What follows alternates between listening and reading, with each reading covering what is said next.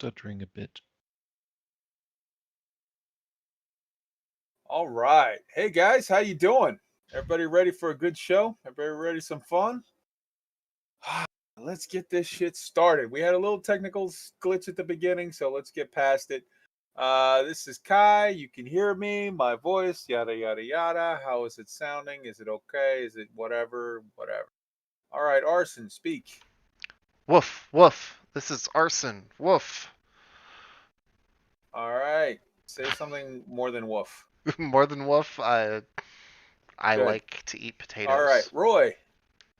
Good evening, everyone. Glad to have you here. Beautiful. And let's see if we can go through the entire crew without anybody saying to hit the like button. Tweet. Hello, everybody. FDev has nothing on us when it comes to technical glitches trying to get a stream out. Fuck yeah. All right, everybody's good. Let's real quick run through this because we're making up time. Sir Symbiont, hello.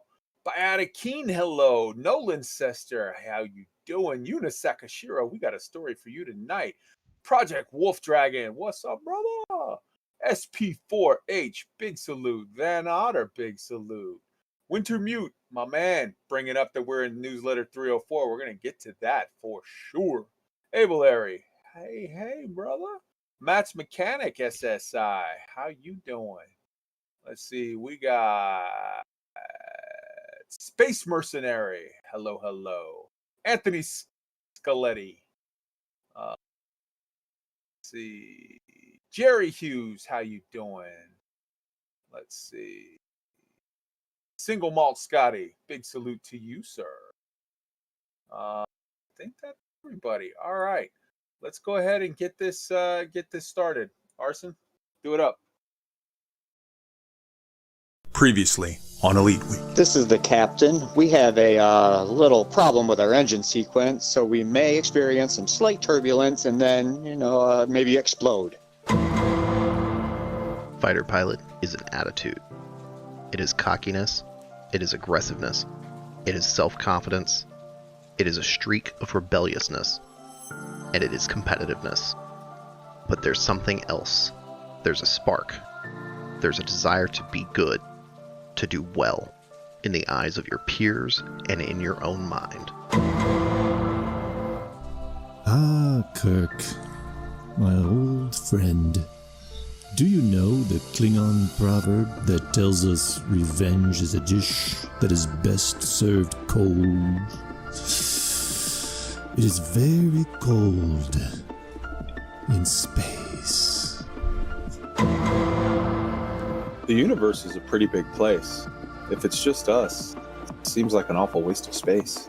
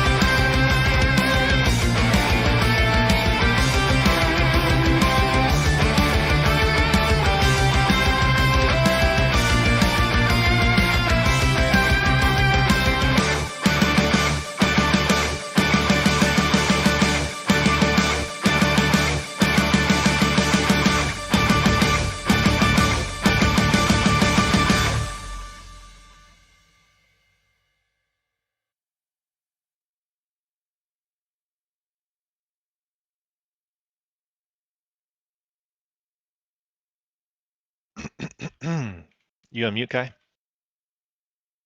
Hello, hello, and welcome to Elite Week, episode 46. Friday, October 23rd, 2020, Galactic Water Cooler Podcast coming at you. I hope everybody is ready for a good time. My name is Kai Zen, and I am going to be your tour guide for this journey through the cosmos. With me, as always, my co-pilot, Commander Roy Cookson. Say hello to the beautiful people, Roy. Good evening, everyone. Glad you're here on this wonderful evening/morning. Yes, happy time zone to you. And on tech, we've got Arson Cross. Say hi to the people, Arson. Hello, people. Right on. We've also got from OPIX, Commander Tweet74. Say hello, Tweet. Hello, everybody. Happy Friday night or Saturday morning or Wednesday afternoon or whatever time it is when you're listening to us. Absolutely. All right, so let's get right to it. Right off the bat, let's say happy birthday to Flossie. You know, because Hutton Trucker's #1 mission instructor, Commander Flossie, had a birthday this week, and we all love Flossie. So big, big salute and hugs and kisses to you. Also, congrats to the project crew of OSIRIS-REx mission for a successful collection from asteroid Bennu. Welcome home to NASA astronaut and Navy SEAL Chris Cassidy, along with cosmonauts Anatoly Ivanishin and Ivan Wagner, who returned home safely from ISS aboard a Soyuz MS-16, returning to Earth in Kazakhstan. Very nice. Today, mission NROL-44 is scheduled to launch a Delta IV heavy rocket at 10 p.m. Eastern Time, so in less than 2 hours from Cape Canaveral, the classified spy satellite for the National Reconnaissance Office. On October 25th, SpaceX will launch a Falcon 9 with a classified spacecraft payload for the NRO as well, and mission NROL-108. And a big wink to the Demon Star, Algol. There'll be more information on that coming to explain it later. And just for the lulz, let's get this out of the way. Everybody, the space bill. There's now a $2 space bill, Space Force bill, which Arson, you can throw up on the screen. And also, while we're getting it out of the way, I'm going to pre-warn you now. Next week, Uranus will be in opposition. So if you want to get a good look at Uranus, next week is the best time you're going to have all year. Go ahead and get the laughing out of the way now so we can do it next week without it. We'll try to do it serious or, semi-seriously. So yeah. Arson, do the thing. So if you're listening to us on the podcast and would like to see the live show and visuals, you can check us out at youtube.com/Elite Week. If you're watching us on YouTube and would like to know how to catch our podcast, check out anchor.fm/Elite Week. For sending us your thoughts by email, you can reach us at eliteweek3306@gmail.com. Our very active and growing Elite Week Discord can be found at tinyurl.com/Elite Week Discord, where you can check out our community feedback, resources on turning the wheel, and real-time updates about Elite from a variety of content creators. In addition to the Discord community feedback channel, feel free to write in our YouTube comments anything about the topic of the week, as well as anything else you'd like to share. We'd love to hear from you. Also on YouTube, please make sure to like and subscribe and click on the bell. It really helps us out. We record live on YouTube every Friday night at 8 p.m. Eastern Time, midnight UTC, so come and join in on the fun. If you're listening to us on the podcast, please make sure to rate and review us on iTunes, Google Podcasts, Spotify, or whatever platform you use. And let us know if there's a format you want us to look into. We don't do Patreon, so save your money and just tell your friends about the show. Right on. All right, so let's see here. Okay, let's get right to it. Let's start off with the Dark Wheel update. We are in now 1, 2, 3, 4, 5, 6, 7, 8 systems in pending expansion out of 5455. So all is well there. In addition, last week we told you about the drama in Arc. We landed in Arc where we had not meant to land. We, accidentally invaded into a system with some nice people, the ARCC, and we've spoken with them, and they very graciously have extended an invite for us to stay in their system, which was very kind of them. So we're going to stay in their system as invited guests. We're going to not in any way challenge them for ownership of the system. It's theirs. We're just going to hang out as we do all, the rest of our stuff throughout the galaxy. So everything is well there. We will be pending in 5455. We'll go active expansion just before the next show, but we'll still be waiting another like 5 days to actually land somewhere. So we are going through all of the steps. Everything is going well. I just got some sound clips of the interview piece that was written for Sagittarius Eye that will be released on the first Wednesday of next month about the Dark Wheel and the people that are working it. It looks pretty cool, and it's some of the stuff that I heard was awesome. So everything is going well, and the people of the Dark Wheel are very, very happy. So life is good. Let's move right on to the next thing. Roy, why don't you go ahead and present the fleet carrier thing? Yeah, we'd like to give a huge congratulations out to Commander Thalma and the crew of the fleet carrier Nanachi for being the first fleet carrier to circumnavigate the entire galaxy. We've got a picture of the route they took. It's basically all the way around the edge. They started from Colonia, flew out to Beagle Point, and then circumnavigated all the way around and back to Beagle Point. Some quick stats on this. It took them 4 months, 952 jumps, 857 of those were around the perimeter. Distance covered was 424,907 light years. 378,000 of those were just around the perimeter. And they consumed 93,200 tons of tritium. Huge, huge adventure. There's great forum posts on this. If you want to check it out, we've got links.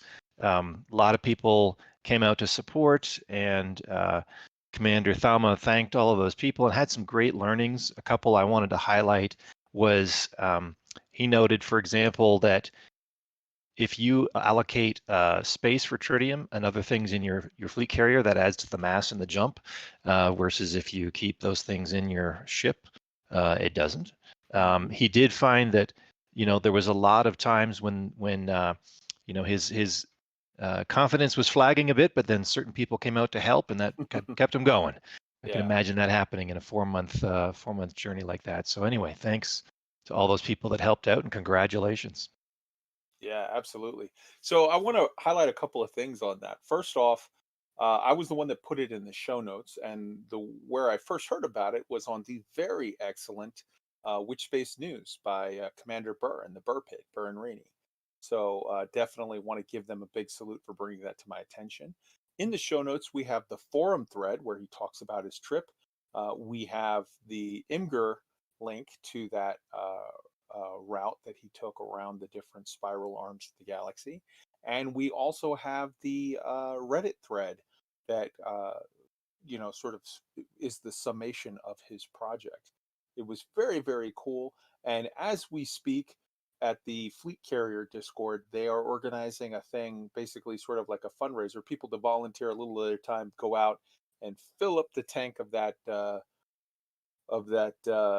fleet carrier and get it back home. It's just a little thing where the guy's taking a break now after all of that. Amazing journey, and massive salute to him. Does anybody have anything that they want to add on that? I was just going to add that he did this all throughout the period when tritium kind of got nerfed and then was broken and then came back, and obviously having the consumption rate changed, he credited that to being a huge thing that I think ultimately made it possible without just mind-numbing amounts of mining. So absolutely, imagine being that guy when the word went out from FDev that, oh, by the way, we're going to make tritium twice as efficient. How happy was he? All right. Let's see here. All right, beautiful. So let us continue on. I'm just checking one note here. All right, beautiful. Next up, Tweak. We've got a new community goal which we're going to talk about, but in that there's a question and a problem that people are having, and I think you might have the answer for us. I think we do. The incomparable Commander Plater had a wonderful stream on Thursday, helping everybody in the community out. So this new community goal, touch on it real quick, part of it is bounty hunting. The problem is in this system, there's only a low intensity CZ, or not CZ, but low intensity hunting grounds there to go bounty hunting. And what happens in the low? You get the easy targets, and they don't pay very well. Well, Commander Plater was here to show us that if you look in that system, you find a couple of science installations. You can go to those science installations and you will find lots of nice, fat, tasty, expensive criminals and anacondas and such flying around there that are wanted, that you can blow up to your heart's content and collect those high bounties. So big thanks to Commander Plater for pointing that out. Absolutely. Big salute to Plater.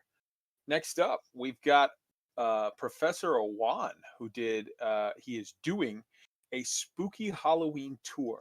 It's going to be on October 27th at 8 p.m. Eastern Daylight Time, which is midnight UTC. It's a horror stories of elite tour with homicidal brainwashing signals, alien abductions, robots force-feeding human captives, and a dark look inside the Fargald cult. Michael Brooks, who was the original lore master of Elite, was a fan of good horror. And so he put a bunch of little hidden gems all throughout the galaxy with neat horror-themed stuff that's really creepy as all hell. So go ahead and go on that tour and enjoy it. It's starting in the Olorun system, which is OLORUN, and that system gets its name from a South American god that was like the god of reality and time and was able to manipulate time and did some creepy stuff as well. That tour will be staying in the bubble, but I encourage everyone, bring a good jumper, bring an exploration ship so you can help, sort of keep up, and make sure that your ship has an SRV, because there will be some very cool sights to see. For example, that Fargod cult, they have one system where they have two moons that are sort of right next to each other, where they have camps and creepy shit happen. So if you want to enjoy the spooky Halloween tour on October 27th at 8 p.m. Eastern, midnight UTC, we've got a link in the show notes for Twitch TV /AWAN the Godfather, spelled weird. So check out his Twitch, and if you want, the whole thing is actually being put on by our sister podcast, the Loose Screws. So you can go into the Discord there on the day of the event and actually, ask questions or get involved in the conversation. Or if you want to just do the thing and listen, you can do that through AWAN's Twitch. Arson, I think you have a video from Down to Earth. Yeah, something juicy that we're going to cover that I think everybody should know about. Astro released a wonderful video called Tips and Tricks You Didn't Know About Coriolis.io. Now, I have been a Coriolis fanboy / advocate, or whatever you want to say about it, for quite a long time, and even I learned a few things from this video, and it is well worth the watch. For those of you that aren't familiar with Coriolis, it is basically an outfitting and theory crafting tool for Elite. There are others out there like ED Shipyard. I feel that Coriolis provides some really unique benefits that allow you to do things where you can click things and get feedback on different scenarios and compare ships against each other and things like that, like finding out how long your Maida de Lance is going to take to kill a fully shielded cutter and things like that. And if you want to learn how to utilize that tool properly, I highly recommend checking out Astronomy's video. Absolutely. I just have to say, number one, Down to Earth does the apps. He does the best guides in the game. He's just awesome guy. He will be our guest next week, and he's just the best. But I know that Roy and Tweak both had something. So why don't we start with Roy and then go with Tweaked? Yeah, a couple things. First, back to the thing about AWAN. I just wanted to give him props for setting that up, and also any time I've spent with him in game has been incredibly thorough and educational. So if that event is even partly interesting to you, just I would go. You'll learn something for absolute sure, and it'll be a lot of fun. And hold on, let me add this. Yeah. For those who can't make it on the day, if you're like, well, shit, that's great, but I've got stuff that day. It's going to be on his Twitch. So for like 2 weeks, you can go back and rewatch, you know, at any point during the Halloween weekend, go and watch the tour and then follow along and fly along yourself and enjoy it. I'm sorry. Go ahead, Roy. No, I was just going to add the thing on Coriolis. I really enjoyed that video as well. The one thing, one of the things that I've used Coriolis more hours than I could count, and yet there were still things I learned. One was the button you can press that automatically loads into EDT.IO and finds a station for you that has all the stuff you just picked in Coriolis. I thought that was cool. Yeah, that's very good. Down to Earth knows how to do everything except for one thing. There's one thing Down to Earth has never learned, and that's how to make a bad video. Tweaked, your thoughts? Yeah, on the AWAN stuff, I kind of kick myself. I'm a huge horror fan, horror books, horror movies, and I've stumbled across a few of these things just naturally in the game and loved it. And then I get so wrapped up in BGS, I always forget to go out and find the rest of them. So this is definitely something I'm going to be checking out. And on the Coriolis, this is another thing out there that a lot of people don't use or don't know it exists. And Coriolis is such a handy tool for building a ship. I never build a ship anymore without going on Coriolis first, putting it together, looking at the engineering I want to do on it, trying to see if the power is going to be right, what my boost speed is going to be at, all that kind of stuff. And then I go in game and actually build it, copying it right from my Coriolis. So yeah, Coriolis is great, and another great video from Down to Earth. Right on. Next up, we've got Uncle Jay's illustrated yet incomplete encyclopedia of useless stuff. All right, this guy, he's very self-deprecating on the name of his little forum post on the forum thread on the Elite forums, but it's awesome shit. So basically, he's got pictures and videos of lots of different things. And there's a lot of stuff that I don't think people take the time to look at and see.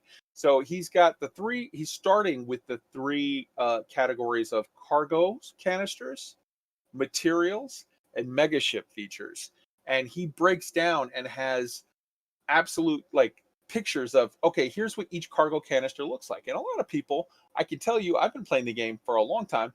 I didn't even really notice before going through this thread, like, oh crap, when they have a cargo canister that's supposed to be liquids inside, it's got a different body. It has a different art asset than the other cargo canisters, or you know, all like this type has this and this type has that. And for materials, a lot of them, yes, I absolutely knew. Like, I know what the ancient relic looks like from the Guardian sites and this, that, and the other. But there's a lot of them where I didn't. I was like, oh wow, that's got a cool look to it. All right, I never even bothered to look at it. And megaship features, obviously, he goes through and shows you the different features, what they look like, what they do. The picture shows what it looks like up close and in an interesting way. The video shows what it does. There are so many beautiful little things to this game. Like when you see a repair limpet, if you actually scroll in with the camera and watch it, you see it fly over to the thing and like attach, and like little welding art things come off of it as it's repairing your. It's just cool. Go check out that forum post. There's more coming. He's got a list of things that he's going to be adding to that post over time. We will keep you informed. Roy, you've got something on an amazing video that has been the media darling of the entire Elite community this week, but we want to make sure we cover it as well. Yeah, it's been the darling, and rightly so. Commander PLACYDE, spelled PLACYDE, has put out a 6-minute video that, you know, look, I watched this, and the thing that took me by surprise really was how he can make, through excellent, let's call it cinematic composition, things that we're all used to seeing just look awesome and beautiful. And it's put to a really, I would say, haunting but chill soundtrack. It's definitely worth a watch. You know, there's lots of videos that people make. This is one that I was watching this and like, oh my, this is excellent. Like this is really good, worth your time. We've got a link in the show notes. Definitely go and look at that. Absolutely. Absolutely. It's great stuff. This was highlighted on, they literally played the entire video on the Monday Super Cruise News stream from Frontier, from Elite, the CMs. And it was great. It was again highlighted in Which Space News. It's been mentioned on other podcasts. It's been referred to just every which where, and rightly so. This is amazing. This is awesome stuff. PLACYDE is with the SPVFA, and he does great pictures. He does great videos. It's all good. Go subscribe to that guy's channel so that next time, you know, we'll still be mentioning when he does great shit, but you want to already have seen it for a couple of days. So go subscribe to his channel. Next up, we've got LAVE Radio presents Data Slate. Episode 18 just dropped on Thursday. This is good stuff. Data Slate is a book, a sci-fi / fantasy / horror book review podcast and talk show that used to go on all the time. They did 17 episodes. Then it took a hiatus for well over a year. It's been gone. And it's put on by Alan Stroud and friends. I say and friends. He had a regular co-host previously. I think now he's doing a revolving set of co-hosts. I had spoken with him about it, I would say a month or so back. And I said, man, you need to get doing that podcast again. It's so good. It's just, it's great. And I miss it. I listened to all of the old 17 episodes and then there weren't any more. And he was like, yeah, I don't know, man. I've been busy and this, that, and the other. I was like, you need to get doing it again. And he just out of the blue dropped an episode on Thursday. So if you're a fan of sci-fi books, if you're a fan of, and he talked about sci-fi TV shows too. I think they're playing with the format a little. He talked about, you know, Star Trek Discovery. He talked about Brave New World and you know, some other shows and books and whatnot. Go check out LAVE Radio presents Data Slate. You can find it wherever good podcasts are found. All right. Next up, Tweaked. Why don't you present a friend of the show, TEXORCIST's news site? Yeah, so good friend and captain in Open Pilots Initiative, OPIX, has come up with a pretty cool idea for us. He is doing a basically everyday OPIX newscast, things about inside the squadron, things going on around the galaxy, it's in universe, so to speak. So it's, you know, Stardate 3306 or whatever the hell year we're in these days. And it's a very cool thing that he's doing. He came up with this idea, ran it by a couple of our leaders, and we thought it was cool. And so he's been running with it. And I think it's a very cool little feature for our members that are in. I think it's kind of unique. I've only been in a couple other squadrons and none of them had it. And I don't know of any that do have anything like this. So I think it's kind of unique to OPIX. So I like to think we have some pretty cool things happening over there. Right on, man. Right on. So it's awesome stuff. It's for the OPIX community specifically. So you should definitely check it out if you're interested in that. But also, if you're not in the OPIX community, check it out because it's a neat little thing and maybe it'll inspire you. I know that the Burpits group does the Tawanta Tales and they do the Tawanta something alert message system where, you know, Renu will read out stuff like, you know, oh, this just happened or that just happened. OPIX does this. We'd like to hear from more of you of what maybe, for all I know, you know, you're like, hey man, I'm a Hutton trucker and we've got this, or hey man, I'm in the ARCC and we do that, or hey man, I'm in, you know, Sirius Corp and we do that. Like, reach out to us and let us know because we want to highlight your stuff to get it out for people to see it, and also to inspire other people to do cool stuff and to help, again, to just bring this universe more to life. So for sure, let us know if you have anything else that's like that. And a big salute to TEXORCIST. He's a great guy, and this is just good stuff. Arson, why don't you go ahead and start us off with your tech tip? Yeah, so today is going to be a quick and general short one, but it's meant to help all of those that are running around on Discord servers trying to help others or get help themselves and want to get a quick little screen snippet, but you don't want to grab your whole screen, you just want to grab a little spot because you only want to show somebody that and you don't want them focusing on anything else. And it's just a quick little Windows hotkey. It's Windows key Shift S, and when you hit that, it'll actually automatically bring up a snip tool. It will freeze the active frames on your screen for the duration of the snip while allowing the program to run freely in the background. It's super, super useful. So if you're in the middle of action and you want to capture that moment and just get the UI right before that something blows up and it's at 0% hull or what have you, you just Windows key Shift S, all three at the same time. Bam, you've got your snipping tool. You highlight what you want. It sends it straight to your clipboard. You go into Discord or whatever application of choice and paste. You don't have to take it and hit print screen, throw it in a third-party app or Paint or whatever and edit it. And then I don't remember which one of you guys mentioned it yesterday. I think it was actually Kai. Roy. Oh, it was Roy. Well, okay. it was me that mentioned it, but I just learned it from Roy. Yeah, so the other one is hitting Alt in print screen, and this is really important for me. I wish I had known it sooner. But if you have multiple monitors, Alt print screen instead of just hitting print screen will only capture the currently active monitor, wherever your cursor is essentially, instead of capturing all of your monitors, which right now for the show I'm running essentially 3 4K monitors. So I hit print screen, that's a huge screenshot. I don't want all of that. So those two little tricks will help you with some really quick little screenshots. Throw them in the clipboard, paste them in Discord, and have fun mentoring each other.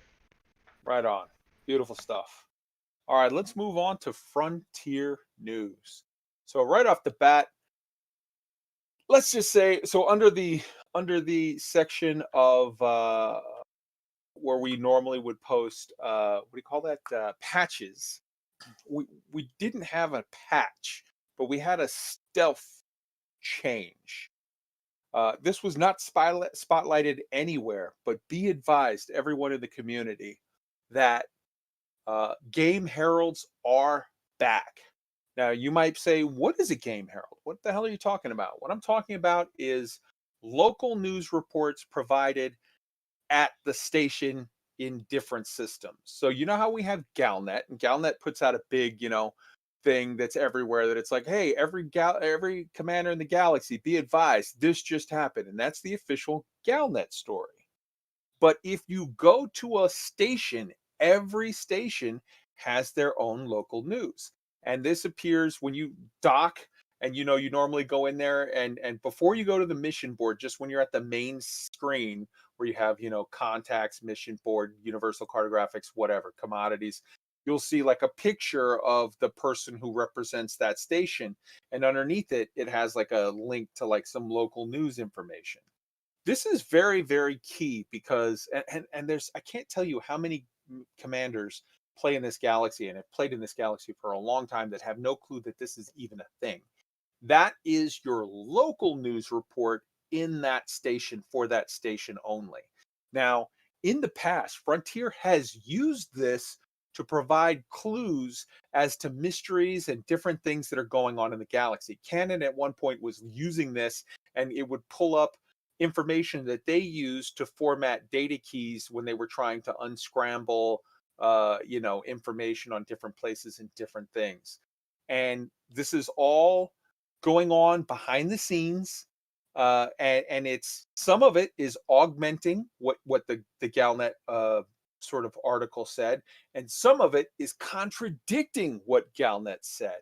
This is another sign that the game is back in full stride. The story is stronger than ever. So, for example, the Galnet article that we had earlier in the week before the CG happened, the Galnet article said that the Empire was demanding that the Federation give back the Marlinists who had fled to, and then it listed like 5 Federation systems. It said that the Marlinists had fled to A, B, C, D, E, and F. And then Jordan Rochester responded back saying, yo, man, these guys are not wanted for any crimes. They're not convicted. They're innocent people who are refugees, and we're going to give them, I recommend to Congress that we give them political asylum, because you're just picking on them because they happen to have a name that's similar to a name of some terrorist people that are doing stuff, but they're not down with that. They're not part of this. So they're not criminals. We're going to go ahead and whatever. But the key point of this to keep in mind is you could have gone to those systems beforehand and seen, oh, this is some shit. This is some stuff that's tied. And go, let's see what the Herald says. Let's see what the local news is saying.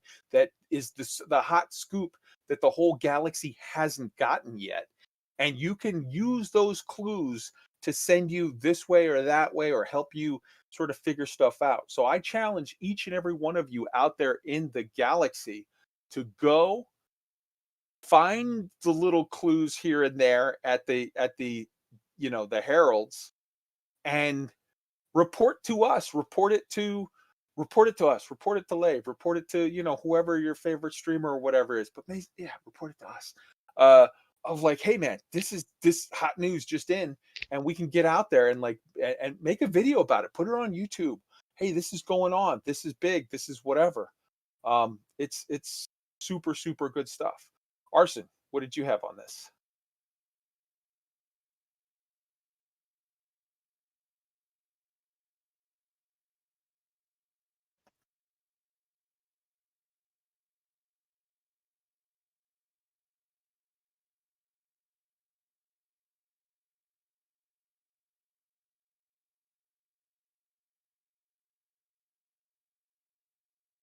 Nope, we're hearing you.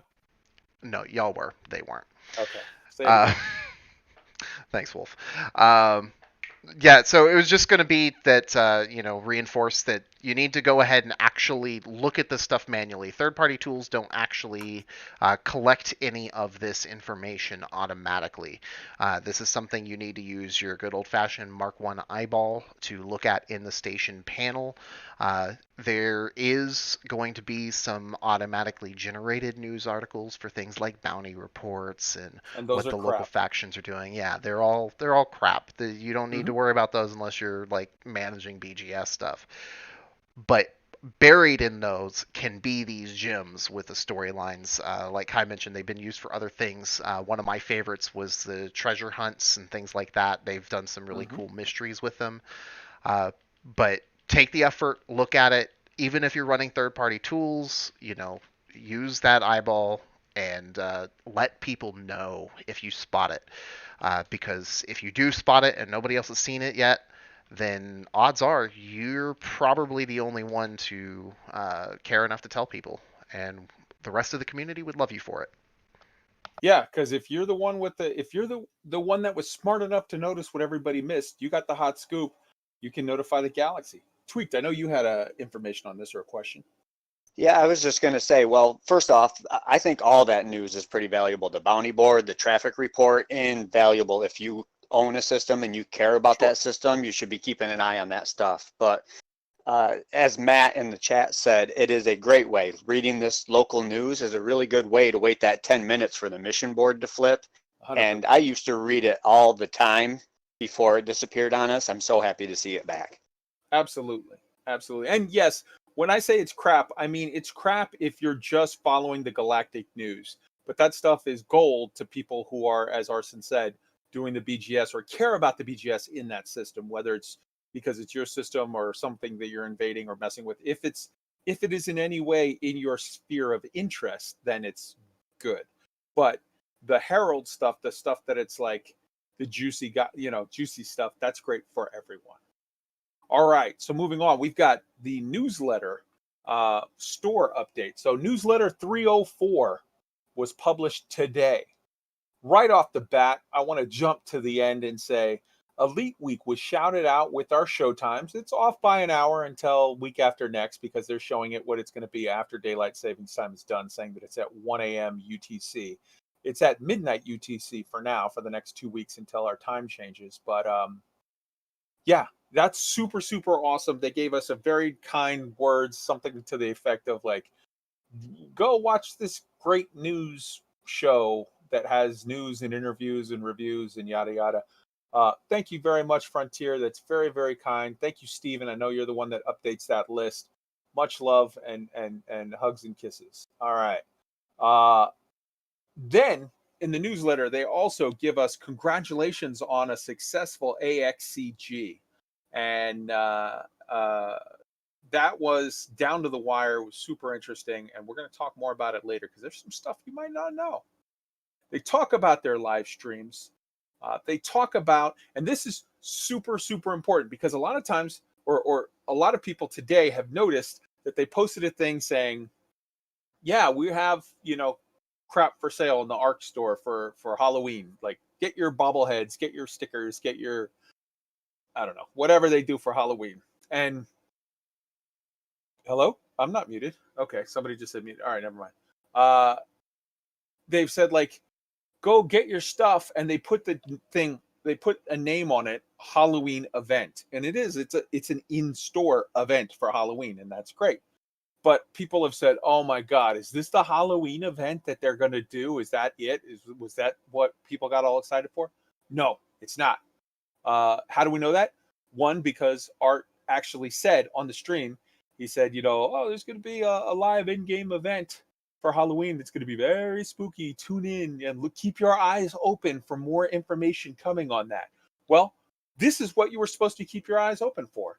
In newsletter 304, under the streaming section, there's a little blurb that was super easy to miss that said, tune in Thursday next week for our very special Halloween stream at 1900 hours, so 7 p.m. UTC, on our Twitch and YouTube channels. Special Halloween stream, special Halloween event. You put 2 and 2 together, giddy up. All right. After that, they did the store spotlight, which is, your weekly, hey, you can get this paint job for this ship. Go check it out if you're interested. But I will say this. I'm not really super impressed by the paint jobs this week. Whatever, it's personal taste. You might go, what are you, crazy, man? This is awesome. Hey, God bless. Mazel tov. Go knock yourself out. Enjoy your new paint job.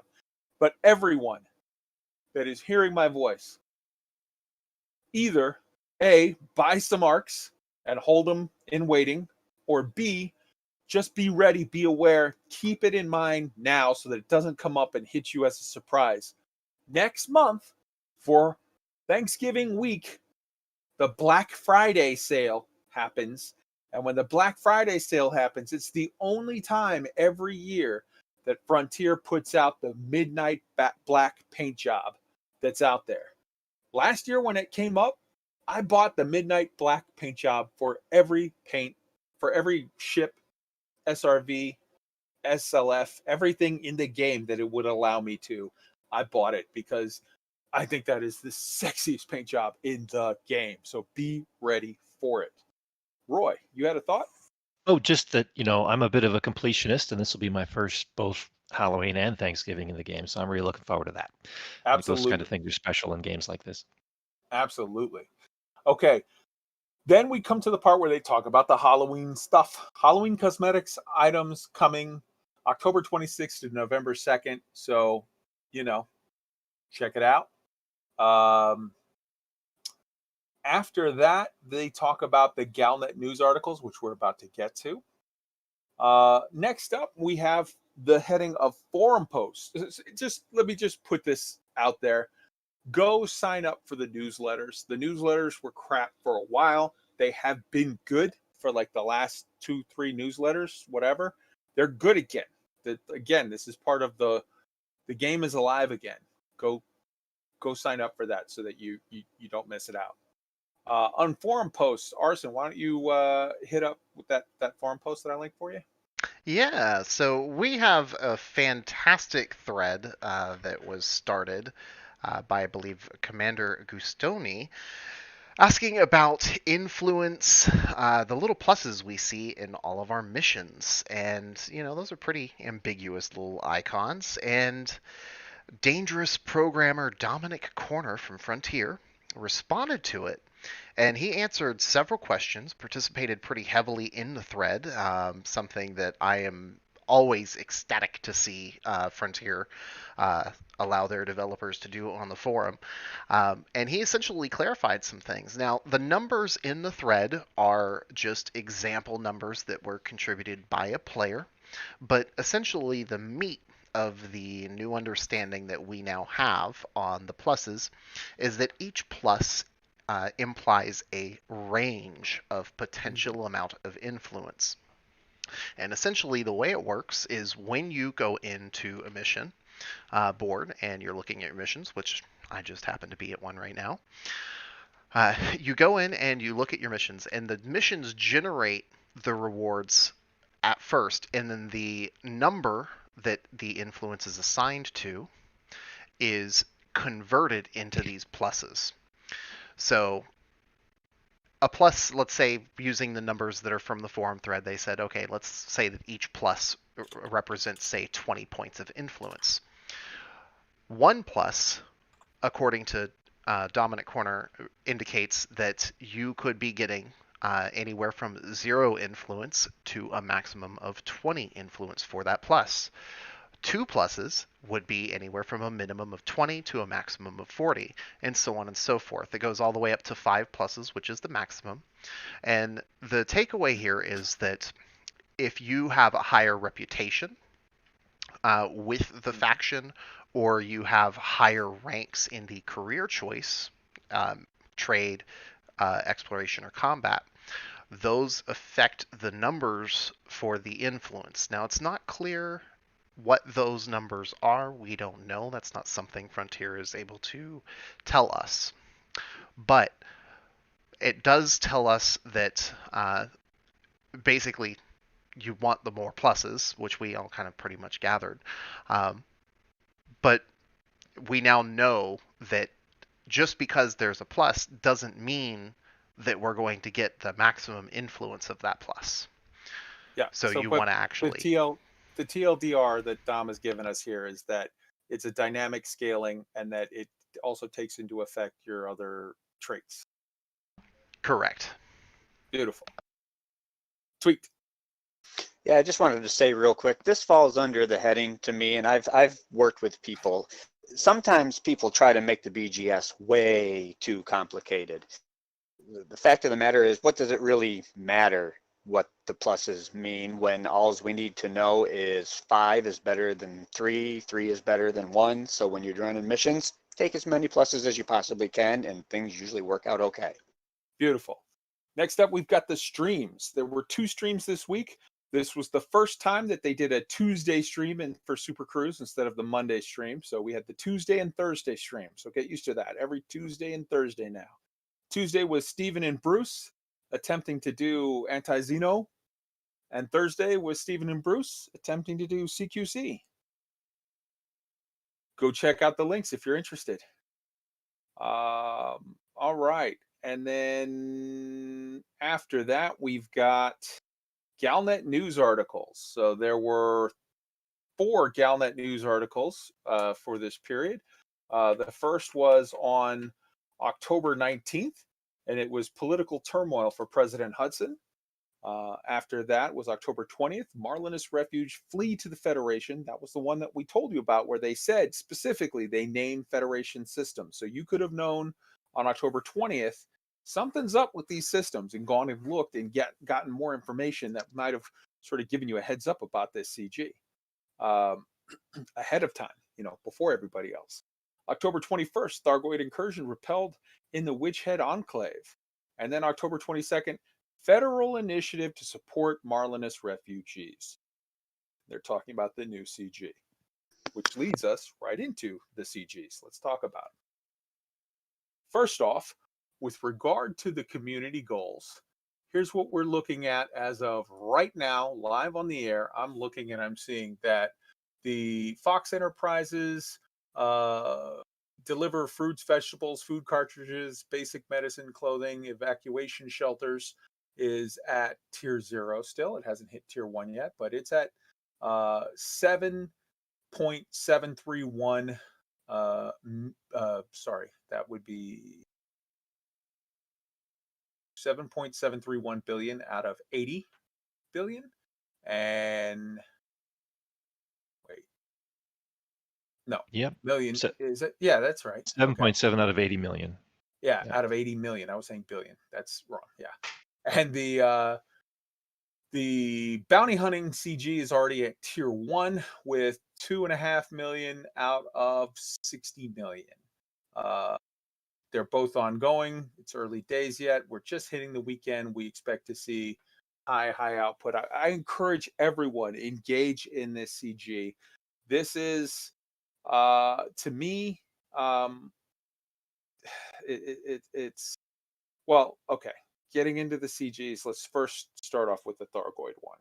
So the Thargoid CG, we won at the very, very last minute. Big salute to everyone in the AX community. In particular, I want to shout out the guys of The Hand, who out of the top 10, I think their little squadron had like half of the top 10 just on their own. It was crazy. And they're not a massively large squadron.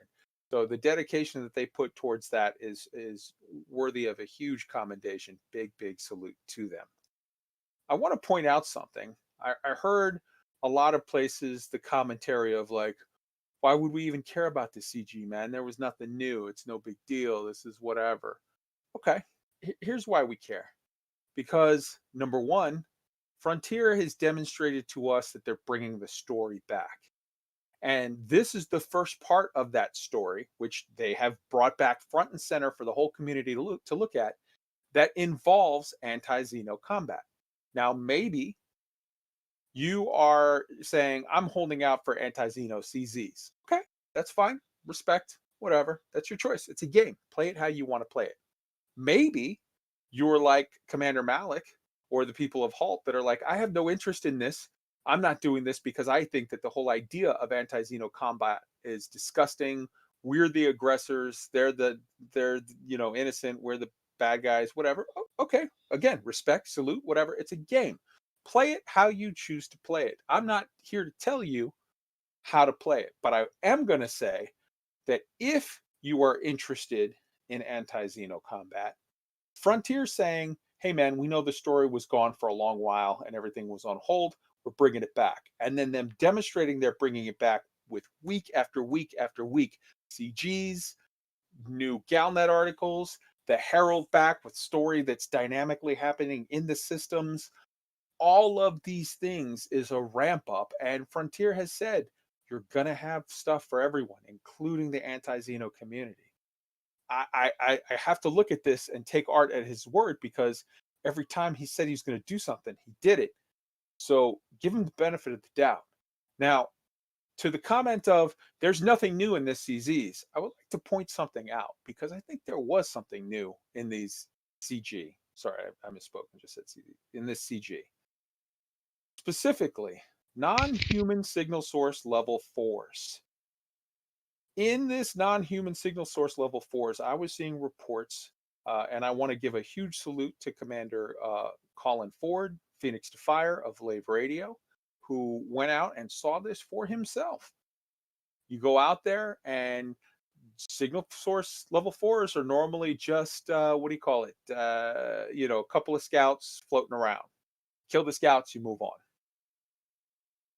This time he hopped in there and it was a couple of scouts and a probe, which you don't, to my knowledge, you don't see Thargoid probes. I've done many non-human signal source level 4s. I don't remember ever seeing a bunch of scouts around a probe. Anybody else here? Do you guys ever remember seeing that? No. Yeah. Not at all. But I do remember when I first started going into the Witch Head for the CG, seeing one of those in a Threat 4 when I was playing with my buddy Fred Mayfield. Recently, not before now, but we saw some scouts, and I noticed a probe, and I was like, oh, that's interesting. But Yeah. it didn't compute that was special to me at the time. So Frontier has a way of being sneaky with stuff and throwing in things, and everyone was looking for CZs, didn't see CZs, and said, meh, nothing new. I think they snuck something in here. And just go with me for a moment. If you will, everyone, whip out your tinfoil hats and don them. I want to point something out. If these probes are new, that they appear in a CG, or sorry, in a non-human signal source, we have just gotten a new encounter along the anti-xeno spectrum. Now, maybe, if I would be very interested to find out when ED Market Connector, or if you scan these in any way, if you put them through, you know, what code-wise on the back end, are these the exact same probes we've all been seeing? Or are they maybe coded a little differently? Do they have any different property, or do they have any different ability to do something depending on what we've done? So, for example, we go to the Thargoid site, and we know, you drop in a probe and a what is it? A probe and a link and a, what's the third one? You drop them at the map site to get the map. Probe, link, sensor. Yes. So what if this one is slightly different? It does something different. Everything that we've done before, we need to retest and see if are they being sneaky and sending something new our way. Now, we're going to sort of, we're just going to hit this now, and then it'll be covered for the later when we get to the discussion topics. Because the fact of the matter is, I have a suspicion, and we'll just leave it at that we're missing something with regard to the Thargoid items, the probe, sensor, link, where there's something that we've been missing all along. Arson, why don't you throw up on the screen the picture that we have of the different Thargoid link? Because if you go to the map room and you put up, your link and sensor and probe, you always get, if you put up those three things, you'll get the map, the galaxy map that we can't decipher or designate, but we know that it's not our galaxy. If you put in Guardian stuff, you'll get the whole building will aggro and everything goes nuts, and it's muy unhappy. But if you put in, here's a picture, and there's a forum link from a while back where someone's like, hey, something weird happened with this probe. Take a look at that link right there. Take a look at that link on the left there. They said, hey, something happened weird with this sensor link. It's all blue. It's not like every other link I've ever seen before. What's the deal with that? And he posted, it was a Reddit or forums. I linked it in the thing, but he's like, I've never seen this before. What the hell's the deal with that? What if there's something with that probe that either with all probes that we've missed, like maybe you're supposed to, I don't know, scan it with the data scanner. Somebody's supposed to scan it as you're putting it in, or scan it afterward, or what. I'm just pointing out that we need to go back and retest our assumptions and experiment with everything that we can do with A, the pre-existing probes, and B, these new probes that are found in the non-human signal source level 4s. And I want to be clear, I am not saying that the new ones are different probes. I'm saying they're potentially different. They could be. We need to experiment. We need to get Canon on the job. We need to get the AXI. We need to get the Hand. We need to get the Hive. We need to get everyone, who is into this stuff, down to earth, and Mal for the win. We need to get all of these people out there and science the shit out of this and see, like, what have we missed? What could we find? What is out there? And take a look. So that I'm just pointing out that in this AXCG, there is, I would submit to you, something potentially new that was added to the game that was done very stealthily, and Frontier is sitting back and waiting for us to pick up the ball and run with it. They're waiting for the canon of old. They're waiting for the investigators, the science guys, the big brains to go out there and decipher this mystery. Roy, I know you had a thought on that. Well, yeah, I was just going to throw out on what you just mentioned. Is this sounds like stuff that happened in what was it, 2015 to 2017, in the golden age of analyzing audio signatures and looking for hidden patterns. And I'd love it for this to be just the beginnings of that again. That because that sounded so fascinating. I really hope that's what this is. And I'm sticking to my statement that I made. I made it, what, 2 weeks ago, 3 weeks ago? I've made it every week on the air. I think that we're going to have a very Thargy Halloween, that live event that's coming next week.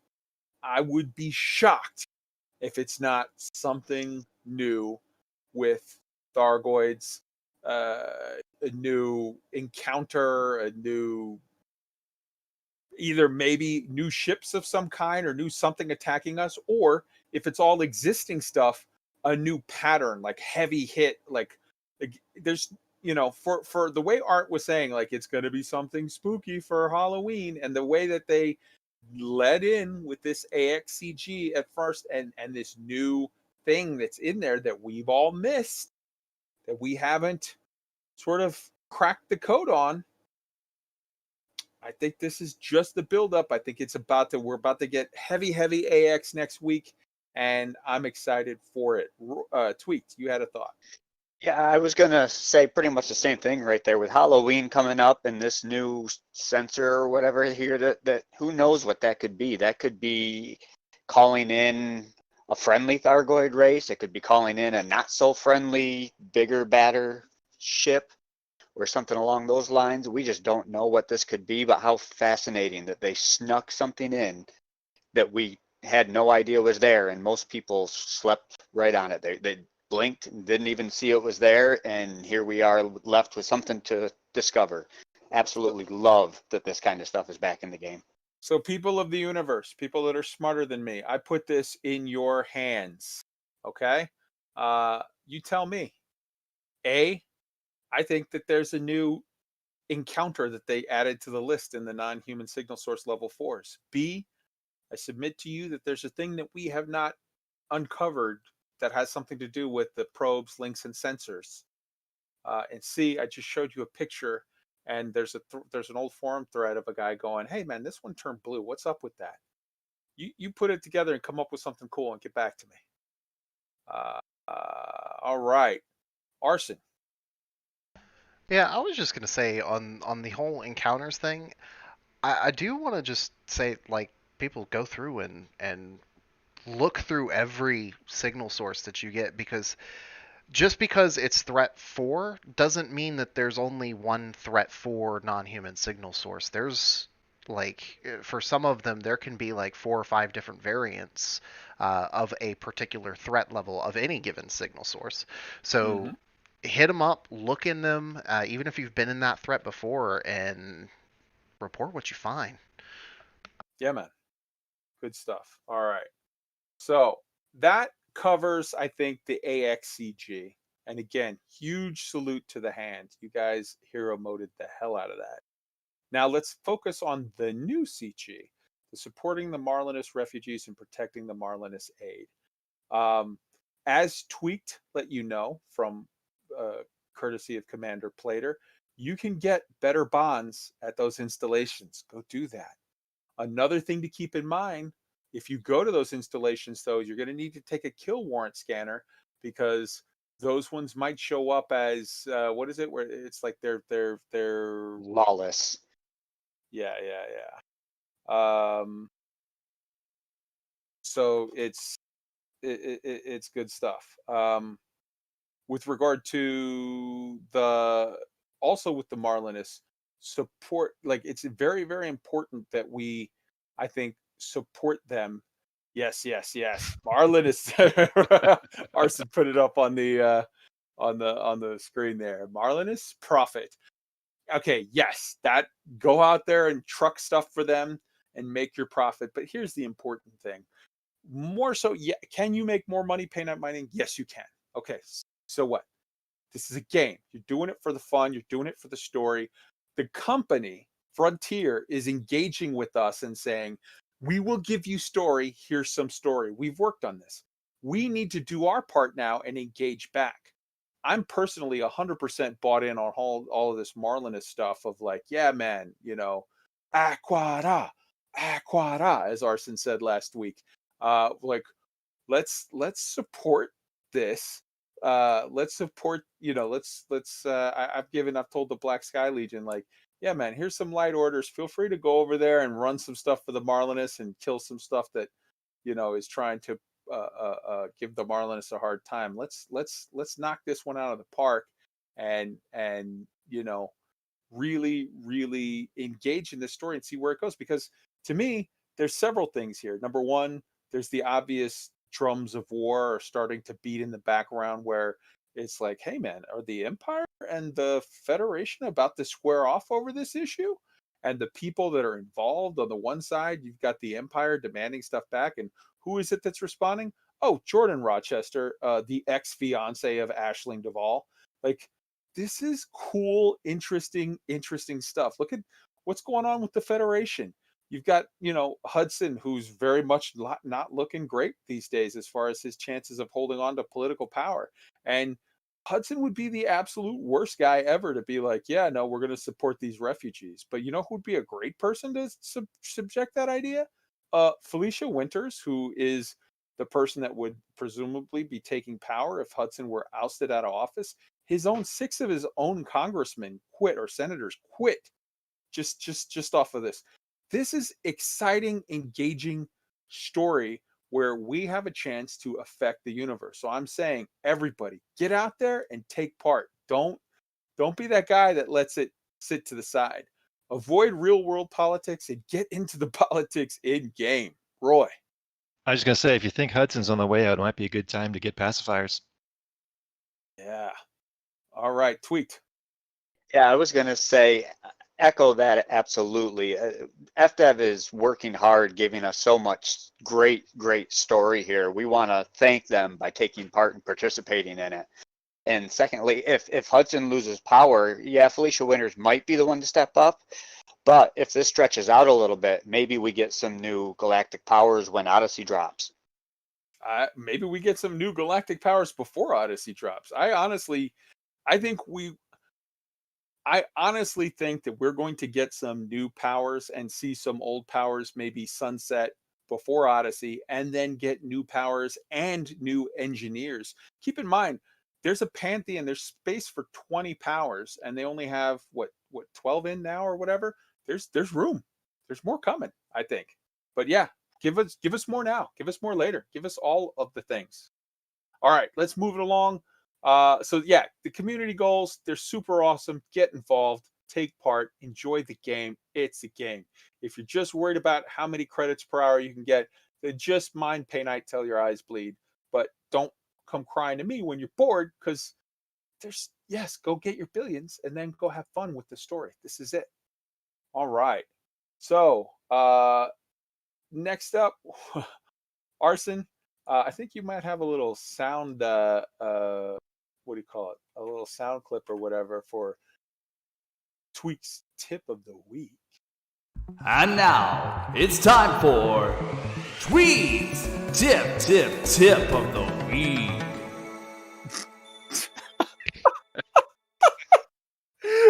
All right, big shout out to Commander TEXORCIST for that sound clip there. Okay, let's do this, everybody. The tip of the week this week. So you are getting ready to finally build your big, bad combat ship, right? You've got all the mats. You A-rate everything, except for that life support and those sensors, D-rate those. And you engineer the hell out of everything. It's all grade 5, ready to go. Except for that slot 1, that one little tiny slot 1 down at the bottom there of your optional internals, and you're thinking, what good can I put there? Why don't I just put in a advanced docking computer? Please, please, please, for the love of all the gods in the universe, if you are building a combat ship, leave off the docking computer. Why? There's many things. If you're building a combat ship, you don't just want to build it and say, it's good enough, right? Because you're going to run up against another ship that didn't say that. So I would suggest, please go with an interdictor if you're building a combat ship. Or even better, go with a module reinforcement, Guardian or non-Guardian, or a hull pack. And this is why. Just one example from my personal experience. I had my fully grade 5 vet in a medium CZ by myself, and I get teamed up by all the spec ops. Long story short, held on, won the CZ, defeated all the spec ops, but I made it out of that CZ with 0% hull, limped back to the station, docked, repaired. Joined the 0% club that day. But had I not had that size 1 hull reinforcement there, I never would have made it out of that CZ. And if you're going to do PvP with that ship, you can bet your bottom dollar that your opponent out there does not have a docking computer, and they are going to have more hull, more module reinforcement. And in PvP, you need every advantage you can get. So please, just pilot your ships, leave the docking computer at home, use that on your trade ships, your passenger ships, all those lazy ships, not your combat ships. Right on. Absolutely. 100% agree. All right.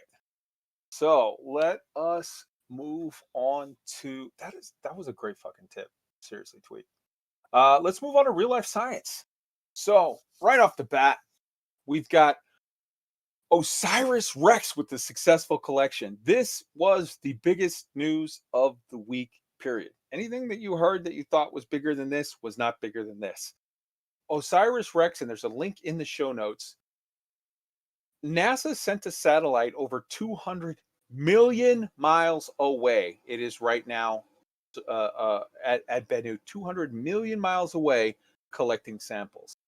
That is crazy. They successfully, so you can see the video of the whole thing live as it was happening. It successfully jumped down, that one arm extended that's like a pogo stick.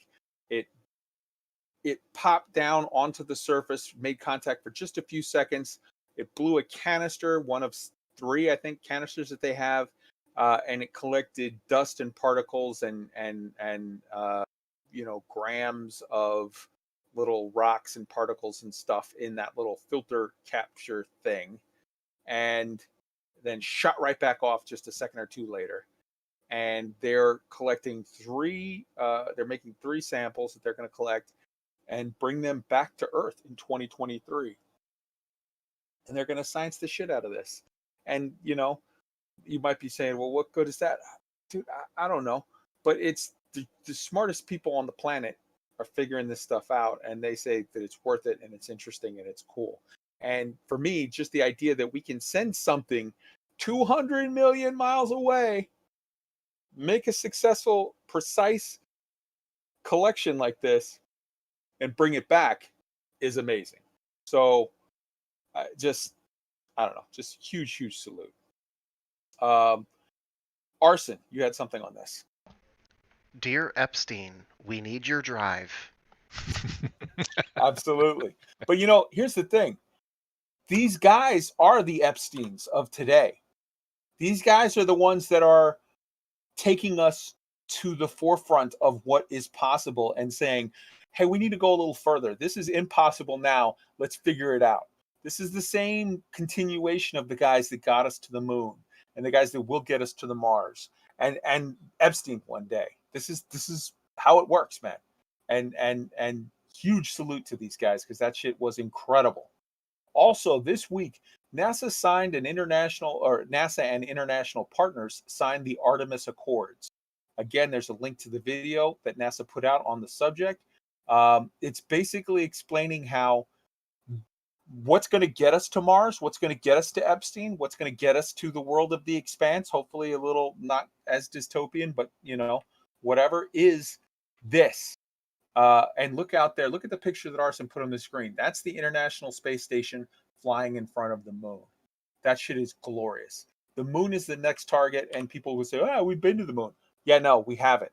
We showed up, we dropped the flag, we hung out for a couple hours, and we left. That's not going to the moon for realsies. That's propaganda bullshit that we did because we were in a dick measuring contest with the Soviets. This is really going to the moon, and that means dropping down HABs, setting up permanent residence on the moon, where we have people on the moon, a colony on the moon. Why? Why do we care? Well, several reasons. One, because we can't figure out how to permanently live on Mars or Titan or wherever else we're going, Europa, wherever else we're going, without first learning how to do it on the moon. Because we need to slip the tether of Earth and get out there for realsies long term. That's number one. Number two, a thing that a lot of people don't pay any attention to is the moon is the biggest gas station you've ever seen. It's full of, what is it, H3. It's full of that heavy hydrogen, helium, whatever. Yeah. It's full of that stuff that is rocket fuel.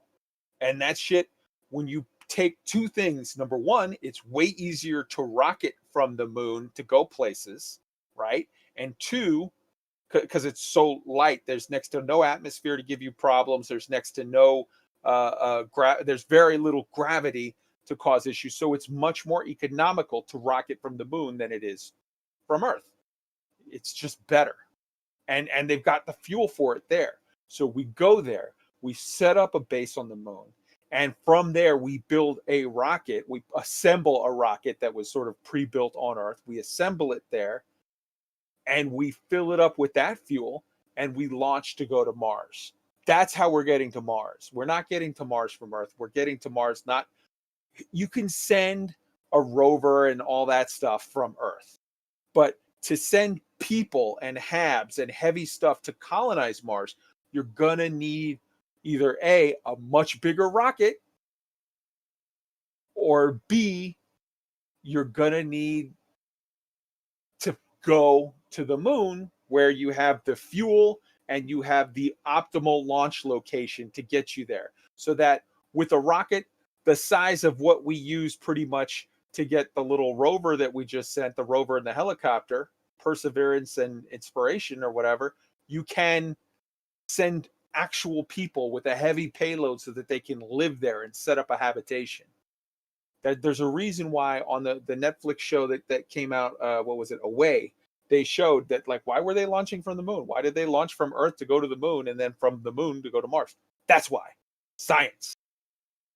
It's important. So this Artemis Accord that was sent out, it was signed by a bunch of countries, and this is the beginning of what gets us there. And NASA is taking the lead, but there are other countries that are involved that are going to be our partners in this, and we're going to learn, hopefully, together as a human species. We're going to go up there as Audacity monkeys and figure out a way to become the forever monkeys. Remember last week, the moon is the doorway to forever. Roy, there was a Gizmodo article that was interesting. Why don't you tell us about it? Yeah, it was actually a link to a paper written by a couple of very clever people, L. Kaltenegger and J. Pepper. They wrote in the monthly notices of the Royal Astronomical Society letters a very clever analysis, and this is sort of a continuation of some of the things I was looking into about exoplanet discoveries and methods for finding them. They posed the question, okay, we've got this database of many stars that the TESS satellite is looking at. How many of these systems in which we may find planets actually could use the same method, if there's intelligent life there, to look back at us? Which of them would be aligned in a way that they'd see the Earth cross in front of our sun and use the exact same method to see us? So they went through the TESS database and filtered it down for, a lot of logical things like different star types that might be more likely to host something intelligent. They filtered it for certain stars that were a certain distance out, stars that could, if you were looking from there back to Earth, would see Earth take at least 10 hours to cross in front of the sun and so forth. And they got this down to a fairly short list. When they got it right down to ones that were the closest to us, there was like 10.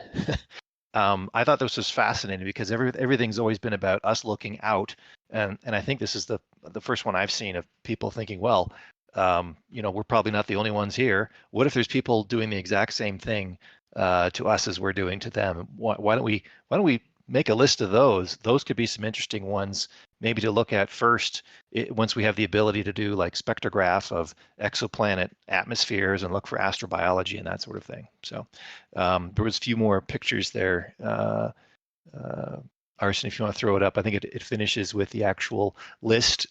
Many of these are in Elite, I've checked, and actually quite a few of them are already in the bubble, but there's a number of them that are outside the bubble in Elite as well. So I thought that was really a neat take on the whole exoplanet thing. Very cool. Very cool.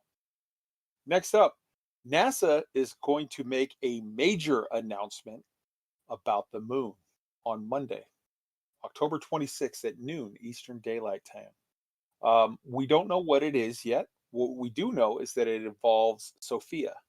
Now, SOFIA is the Stratospheric Observatory for Infrared Astronomy.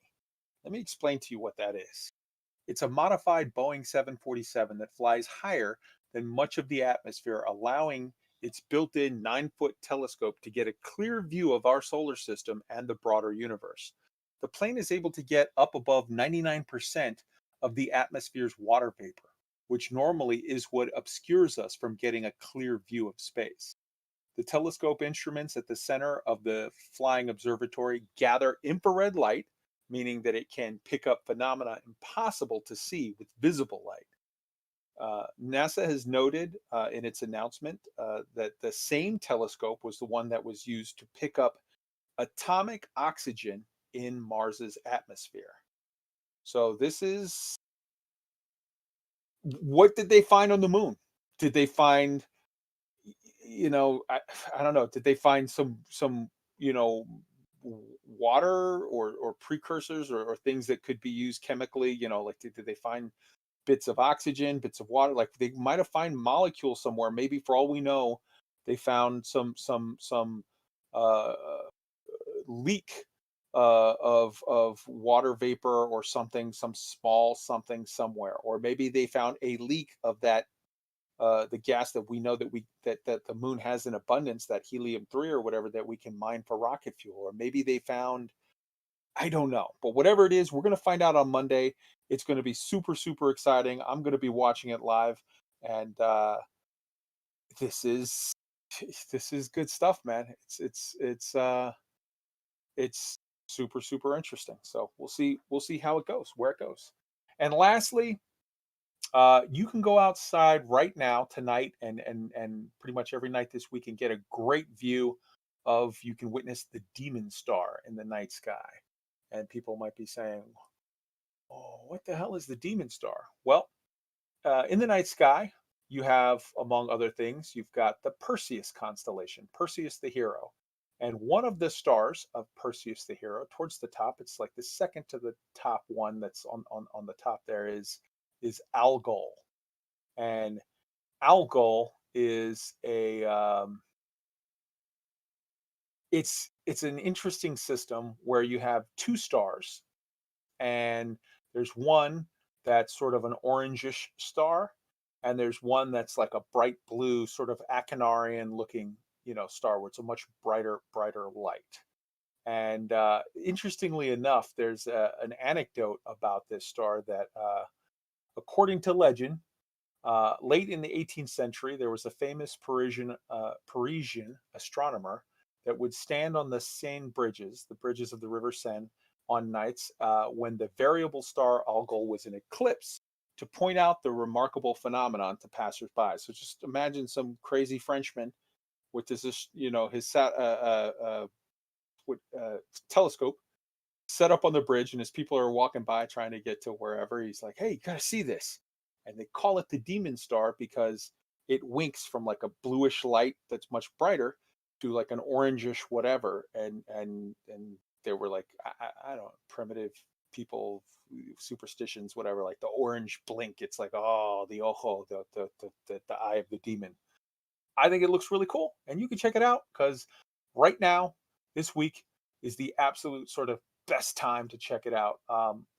It's just a beautiful opportunity to witness the result of the eclipse of a binary star system. And you can literally see it in the night sky with a telescope. If a Frenchman could see it 200 years ago, you could for sure see it today, presuming you can get to a place without light pollution and get yourself a nice little telescope. Roy, your thoughts on this? Just a quick thought. I think it might actually be easier than that. I think you can actually see the difference with the naked eye. And depending on, it's worth following up the link, because where you are in North America or Europe is going to change, what time of day it would be best. But I think, obviously, with a telescope, you'd see it even better. But I think you can actually see it just by knowing where to look in the sky. Yeah, but come on, get a telescope, do it right. I just don't want people who don't have access to a telescope to think, well, yeah, whatever. Yeah, go look. Sure. Like you can You're just right. go look. You're right. So. And also take this as an opportunity to learn, like, hey, look, there's Cassiopeia, there's, Taurus, there's Perseus, and okay, there on the side of Perseus, I guess. So it's on the top, like if you're looking at it, but you're supposed to tilt your head sideways and see Perseus is like the guy there, and then Algol is basically where his one arm would be, and then Perseus for some reason just has one leg. Don't look too deeply into it. And he's got these other arms on the side, and he's got a head that's a weird kind of, not really a circle, but yeah. There's also apps for iOS and Android that will just point it out to you as well, that you can download that, use your phone's gyroscope and compass, and you can literally it's like an augmented reality thing. You just hold your phone up to the sky and it'll label everything that you're seeing. So go out there and have some fun with that. Yeah. All right. Next up, Arson, why don't we go ahead and get started with Roy stories?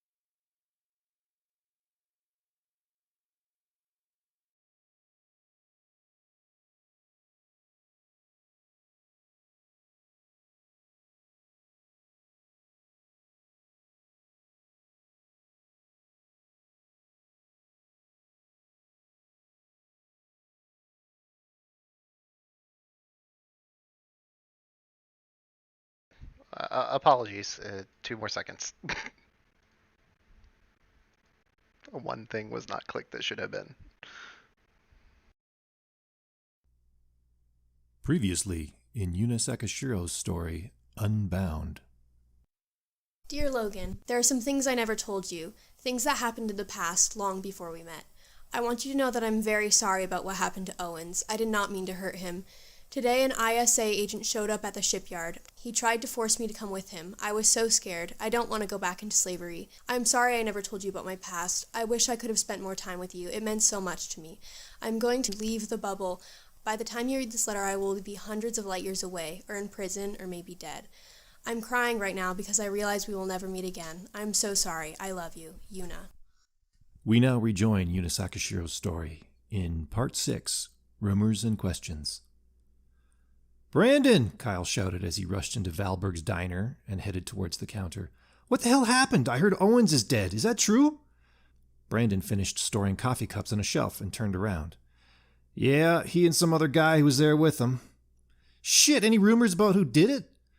Brandon picked up a kitchen rag and began wiping the countertop. "Remember the girl that my brother had a crush on? The one with that Asian look? She stuck around with him occasionally. You might have seen her." "Yeah, I remember her." "Guess what? She appears to be the prime suspect." "You've got to be kidding," said Kyle, shifting his head slightly backwards. "The incident happened during a shift at the yard, and now she's gone missing." "That doesn't necessarily mean she's the perp, though," said Kyle after a moment of thought. Brandon shrugged. "Logan told me she was caught on camera. He was interviewed by the cops earlier today. They showed him the video. It doesn't seem to look good for her." Valberg had just finished lunch in his brother's diner when a man wearing a black suit stepped through the door and approached his table. "Mr. Logan Valberg?" "That's me," Valberg replied. The man pulled a holographic badge out of his jacket and held it in front of Valberg's face. "Jeffrey Rhodes, Coral City Police Department. I'm investigating the Owens shipyard case. I'd like to ask you a few questions." "Sure, have a seat." "Not here. There's something at the department that I want you to have a look at. Please follow me." Valberg looked around. The interrogation room was windowless and quite dark, except for a single lamp that hung from the ceiling and cast a bright cone of light onto the table below. Rhodes and Valberg were sitting at opposite ends of the table. In the shadow behind Rhodes, Valberg could see the steel-plated door through which they'd entered. The entire tabletop consisted of a screen now displaying the CCPD logo. Valberg noticed a considerable number of scratches on the glass. He suddenly imagined officers using the room to play card games while off duty. Rhodes, who'd been mostly quiet on the way from the diner to the police station, started talking. He spoke softly, but with razor-sharp accuracy. "Mr. Valberg, I'm aware it was you who called the police to the shipyard last night. It was quite late, though, outside the shipyard's regular business hours. Would you tell me why you were there?" "Martin Owens was a friend of mine," Valberg replied. "We used to hang out together quite a lot. Yesterday he wouldn't pick up the phone, which I found odd, so I decided to check him out." Rhodes nodded and laid his hand on the table, fingers stretched out. The CCPD logo quickly faded away. "Mr. Valberg, I'd like to show you a video that was recorded by a surveillance camera in close proximity to the place where we found Mr. Owens' body." Rhodes tapped a set of controls on his side of the screen. A video started playing on Valberg's side of the table. Despite the camera's unfamiliar point of view, Valberg quickly identified the location. It was Landing Pad 6 of Owens Shipyard. A large vessel was docked, an Anaconda. Rhodes zoomed into an area near the wall. Valberg could see a bald, broad-shouldered man walking towards the open passage to an adjacent room. Rhodes paused the playback and zoomed in further until the man filled almost the entire screen. "Do you recognize this person?" Valberg shook his head. "Never saw him before." Playback resumed. The bald stranger disappeared inside the room. Then another man appeared. "What about this one?" "That is Mr. Owens." Rhodes fast-forwarded until a third person appeared, a woman, black-haired, a shape Valberg recognized instantly. The video showed Sakashiro leaving the room that the two men had entered earlier. The gray jumpsuit she was wearing seemed damaged. She walked slowly, slightly bent forward, as if she had been in a fight, one hand trying to keep her balance, the other pressing a respirator against her face. "Have you seen this person before?" asked Rhodes in his razor-sharp tone. "She's one of Mr. Owens' employees." "What's her name?" "Yuna Sakashiro." "Did her work at the shipyard require her to wear a respirator?" "The respirator had nothing to do with her work. She once said she bought it because of Coral City's bad air, but she didn't wear it all the time." "I would like to talk to her. Any idea where she might be?" "How would I know?" Rhodes seemed surprised. "Isn't she your girlfriend, Mr. Valberg?" "I hardly know her." Rhodes raised his eyebrows. "Is that so?" He tapped a few buttons on the screen. The surveillance video was replaced by a photo of a flat rectangular device that looked partly burned or molten, as if it had been sprinkled with acid. "Do you recognize this object?" Valberg shrugged. "Looks like a smart pad to me." "Mr. Valberg, I want to be straight with you. I don't think you're telling me the whole story." "Is that so?" quipped Valberg. Rhodes paused for a moment, keeping his eyes focused on Valberg. Then he leaned forward and touched the screen once more. Valberg watched the photo disappear. The screen started filling with text, transcripts of messages that Valberg had sent to Sakashiro. "Mr. Valberg, listen to me carefully. I have 2 cold bodies in the morgue and a possible case of double murder on my desk. I will not allow you or anyone else to jeopardize this investigation. If I get the impression one more time that you are hiding information from me in order to protect your girlfriend from law enforcement, I promise you I will take you down with her." He paused for a moment, then raised his voice. "Do you understand, Mr. Valberg?" Valberg avoided eye contact with him. "Yes, Mr. Rhodes." Okay, Yuna, this story, man. We definitely need to see where this goes. This one's to you, Yuna. I don't. So, Roy, are we going to leave people on this cliffhanger and go back to? I like how we're weaving this where people are like, "No, thing."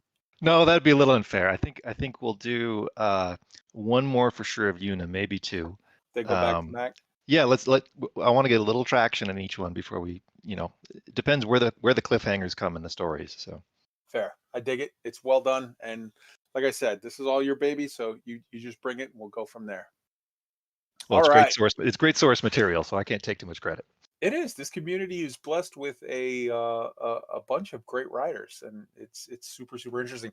If anything, I hope that Yuna's in chat right now, and Mac had some very kind words to say, both to us in general for putting it on, and you specifically, Roy, for doing great work with the readings. I hope that we're helping to sort of inspire the great writers of the community to put out more content so that we can cover it. Absolutely. All right, so it's time to move on to discussion topics. So the first topic we already discussed, which was the whole Thargoid probes thing. We discussed it when we were talking about the, if someone's just jumping to the section, go back to the section where we were talking about community goals, and you will see that, you will hear that discussion. But the second topic that I want to get to tonight is suits, modules, and variants. And here's what I mean by this. We've all heard the statement that, well, in Elite Odyssey, suits are the new ships. That's, what the new whatever is going to be. And I think a lot of times people hear a sound bite like that and they parrot it. They just disengage their brain, say the thing that they've heard someone else say, and then move on with their life. And I want to stop and let's examine, what does that mean? Suits are the new ships. So we know so far that there are 3 variants of suits, and I think that I submit that that's all there will be right now, but that those suits are affected both by modularity and engineering. Now, modularity, when we're talking about whatever, some of it could be just, I bought a different module, I put in a extra this, or a size higher, or A rated, or whatever different rating of this module, and I get all of the extra bonuses, but I have some downside. It has extra energy requirements, or it conflicts with this thing or that thing or whatever. Maybe there's going to be some equivalent of a power distributor in there, and like you get a larger power distributor. Okay, that takes more energy, but now you can run, like if you got a small power distributor, maybe you can't run your jetpack and your something else at the same time. But if you got a larger one, maybe you can run the jetpack and the shield at the same time, but with more power draw, whatever. But let's look at, we know what engineering is, and we know that some modules you could probably just buy, and some modules you're going to have to unlock. You're going to have to, just like you have to unlock your Guardian frameshift drive booster. You might have to run missions, or do a thing, or accomplish a task, or scavenge whatever pieces to unlock out of a tech broker or whatever, those things. But let's really examine the suits for a moment and say, well, how will that play out? What's the nitty gritty of that? So, okay, in a ship, you have a shield. We already know in your suit, you have a shield, or you can have a shield. You might not get it, just like some ships don't have it. You might not have it unless you got to put it in, and whatever, it works how it works. We know that there's jetpacks. We've seen that already. In your suit, in your ship, you have your thrusters. In your suit, you have jetpacks. What if in certain suits you have modules that have increased that has like motors, like servo motors on the arms and legs or whatever, that you would need to use on a high G planet in order to actually function on that higher gravity? What if let's just look at the ship here. We've got, so the first thing you have on your ship is in Coriolis, you got your armor. Okay, obviously I submit to you that you will have the ability to have different modules for your armor, and obviously the combat suits, I think, will be better suited towards that. You've got the power plant. I think you're going to have the same thing in your suit. You're going to have your battery pack, which is going to function as your power plant. That's the, you're not actually going to have, I don't think, a nuclear generator in your suit, but you're going to have a battery pack that recharges every time you hop in the SRB, or recharges every time you hop in the ship, that has those abilities or whatever. You're going to have your thrusters, jetpack, okay. Frameshift drive, I don't think that one's going to have an equivalent as whatever. Life support, for sure, you're going to have life support in your ship. That's going to be important. Power distributor, I submit you're going to have that as well. Sensor pack, I submit that as well.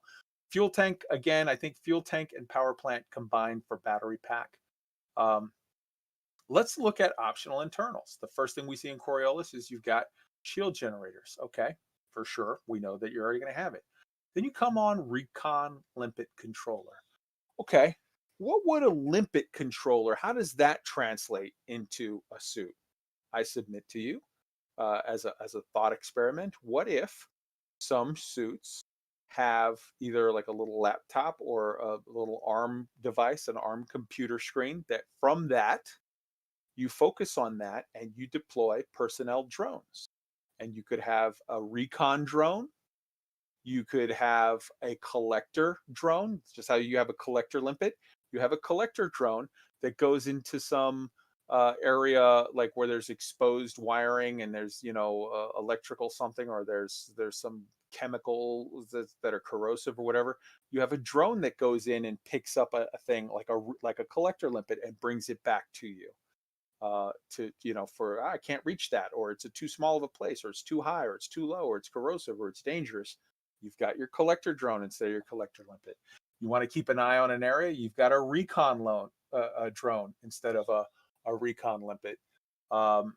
You want to sort of, you know, maybe you have combat effective drones that, you know, my suit is set up such that, you know, I've got kind of shit shields. I don't have great whatever, but I'm not looking down a rifle scope. I'm looking at my combat drone screen, and it has certain abilities.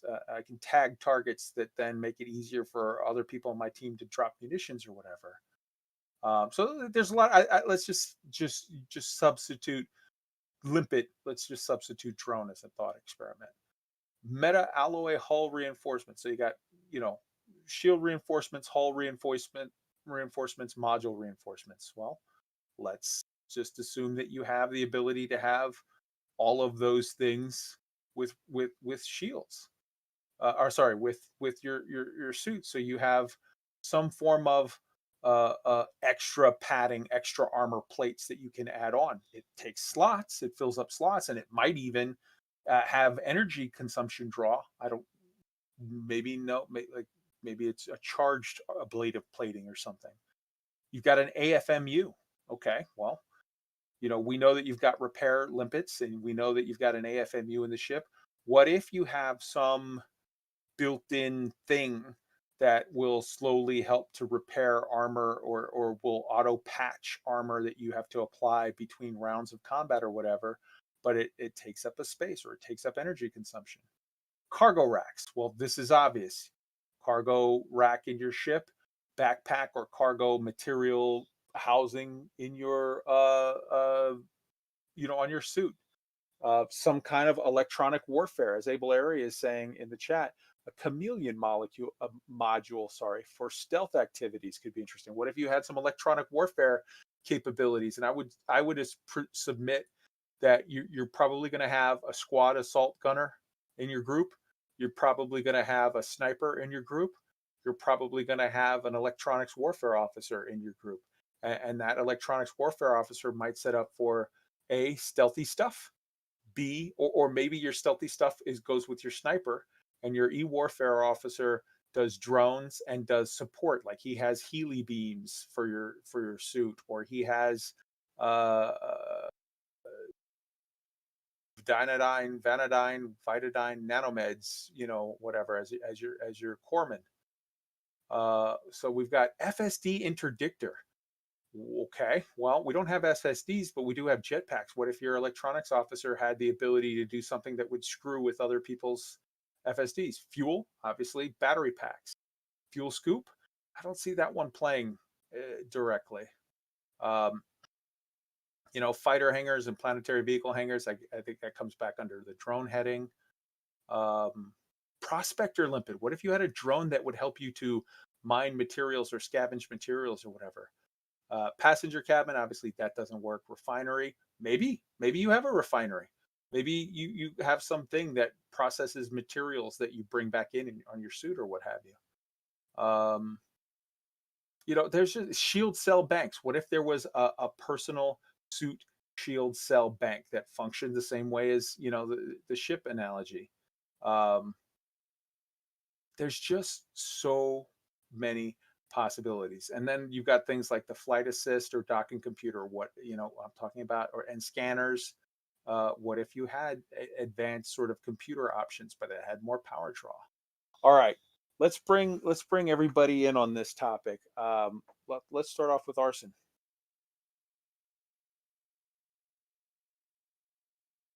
Arson. I'm here.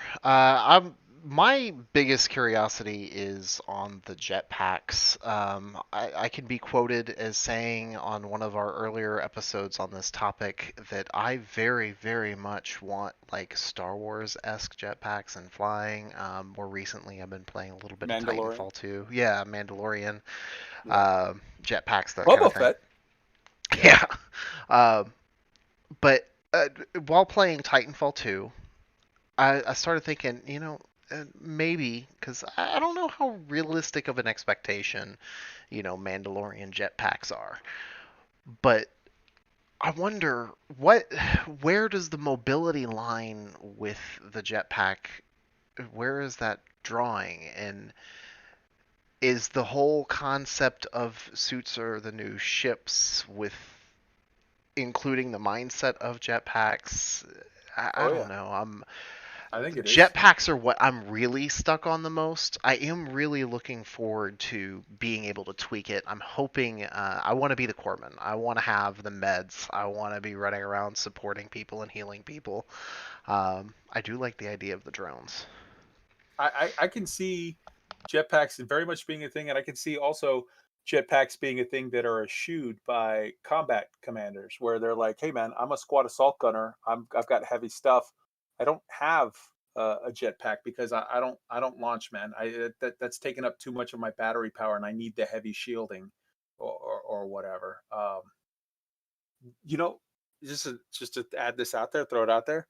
You know, you've got stuff like heat sinks in a ship. What if you had some thing that was similar to dissipate excess heat buildup in your suit, or chaff launchers? What if you had some, or an electronic countermeasures? What if you had some things that were similar to that? What if you have a manifest scanner, a kill warrant scanner, a frame shift wake scanner, and a Xeno scanner? What if we had, instead of a manifest scanner, 1-to-1, you had something that you could scan a guy's suit and go say, "Hey, man, he's holding this stuff."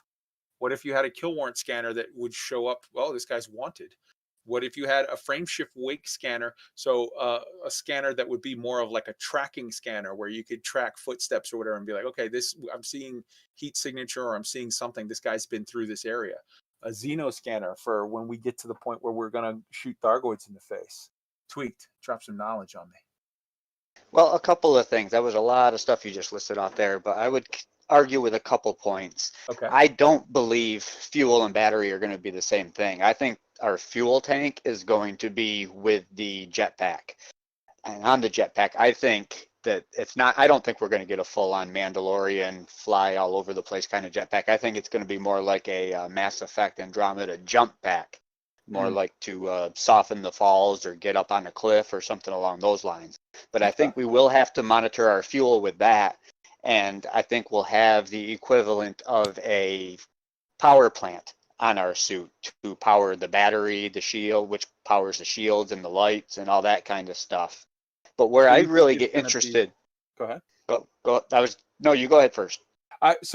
Okay, number one, I dig the idea that you're saying, okay, the fuel tank isn't going to be, fuel tank is separate. Fuel tank is going to be just for the jetpack.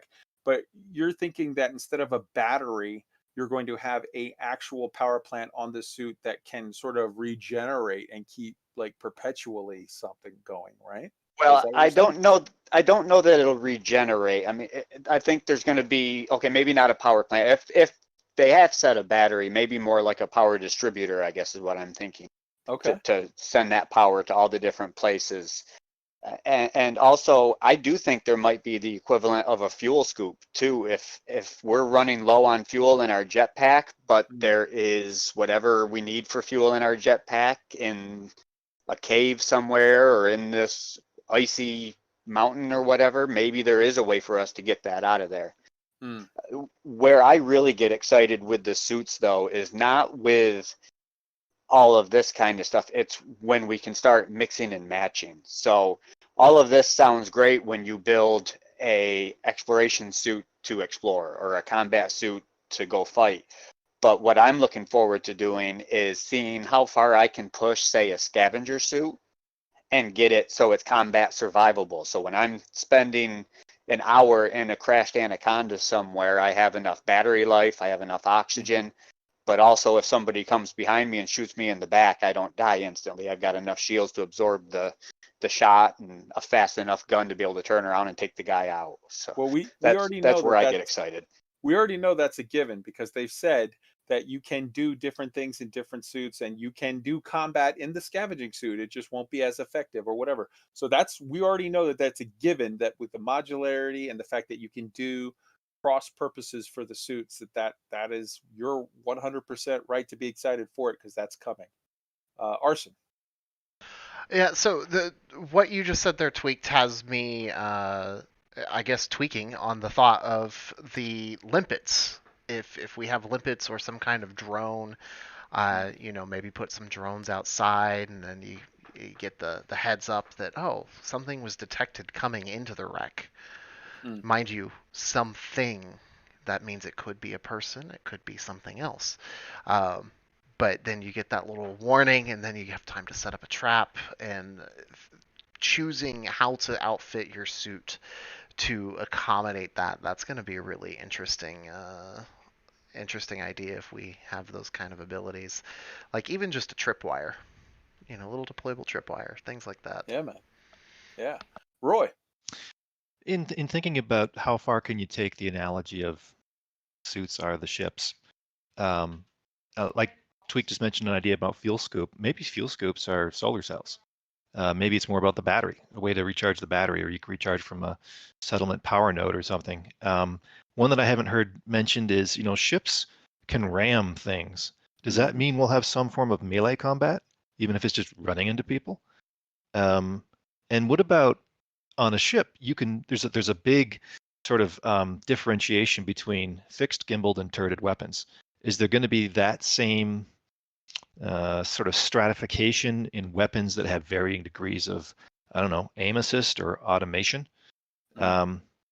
Maybe one of the last ones would be one thing that I don't see so much in ships, unless it sort of happens organically, that may happen a lot more on foot is squad-based thinking.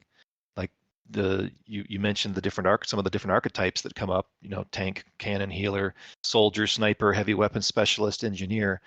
It seems like in games, there's a lot of FPF games where that sort of planning is a lot more important than maybe it has been with ships in Elite. You go to a CZ with your friends, everyone's got a combat ship.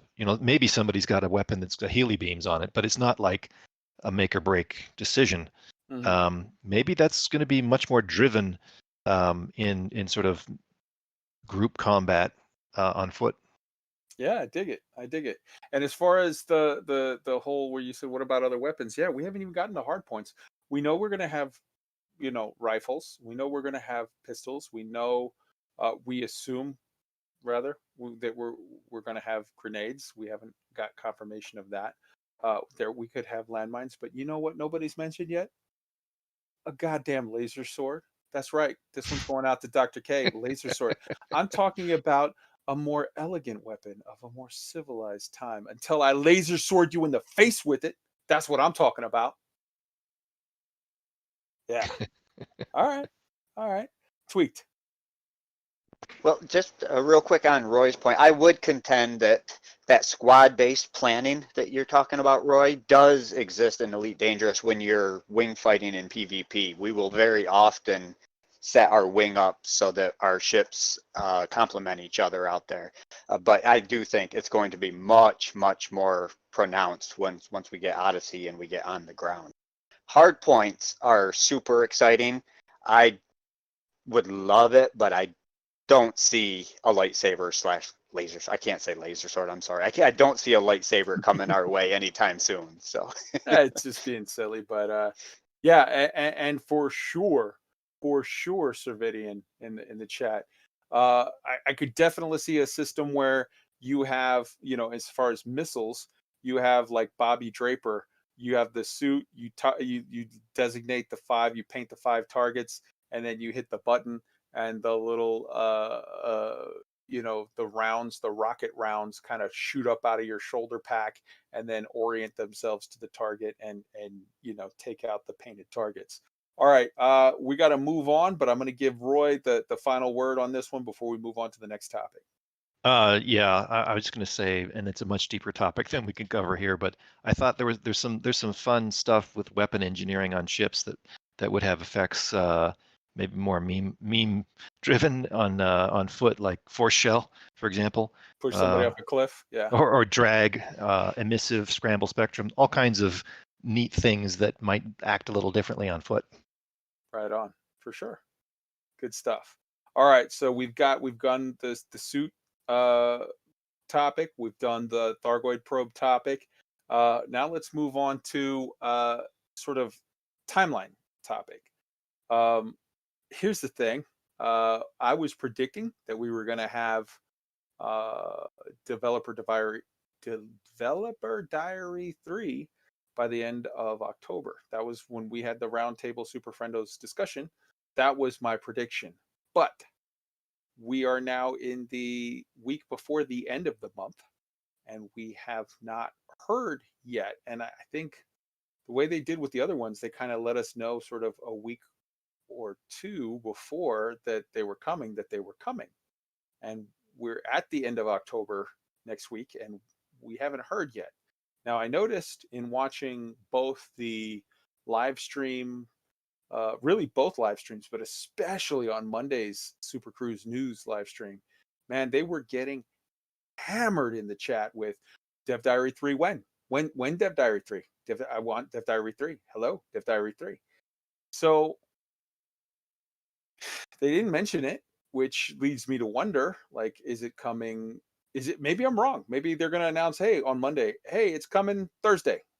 Okay, but we already have a special theme on stream on Thursday for the Halloween stream, and I feel like that if you're going to do a big in-game event, it doesn't make sense to sort of step all over that with, oh, and by the way, here's this other thing, and that's the only thing people are going to be talking about. So then that means Dev Diary 3 not in the end of October, maybe early November, maybe middle November, maybe late November, maybe who knows. And what does that mean for Dev Diary 4 and 5 and 6 that we had sort of presumed were coming? And what does that mean, you know, as of next week? Horizons is free for all and rolled into the base game. My suspicion was that you were going to do that in preparation to get your SKUs sort of limited down so that everything was clean, the decks were clean, and you were ready to drop pre-order for Odyssey. But you know, time frame wise, it's like, okay, if the Dev Diaries aren't going to be coming as fast as we thought they were, and maybe they still are, maybe they're not, I don't know, but then what does that mean for timelines on the pre-order? What does that mean for timelines on beta tests? Are there going to be beta tests? Question mark. We know that Frontier said that they were committed to doing beta tests on updates. This is a paid update.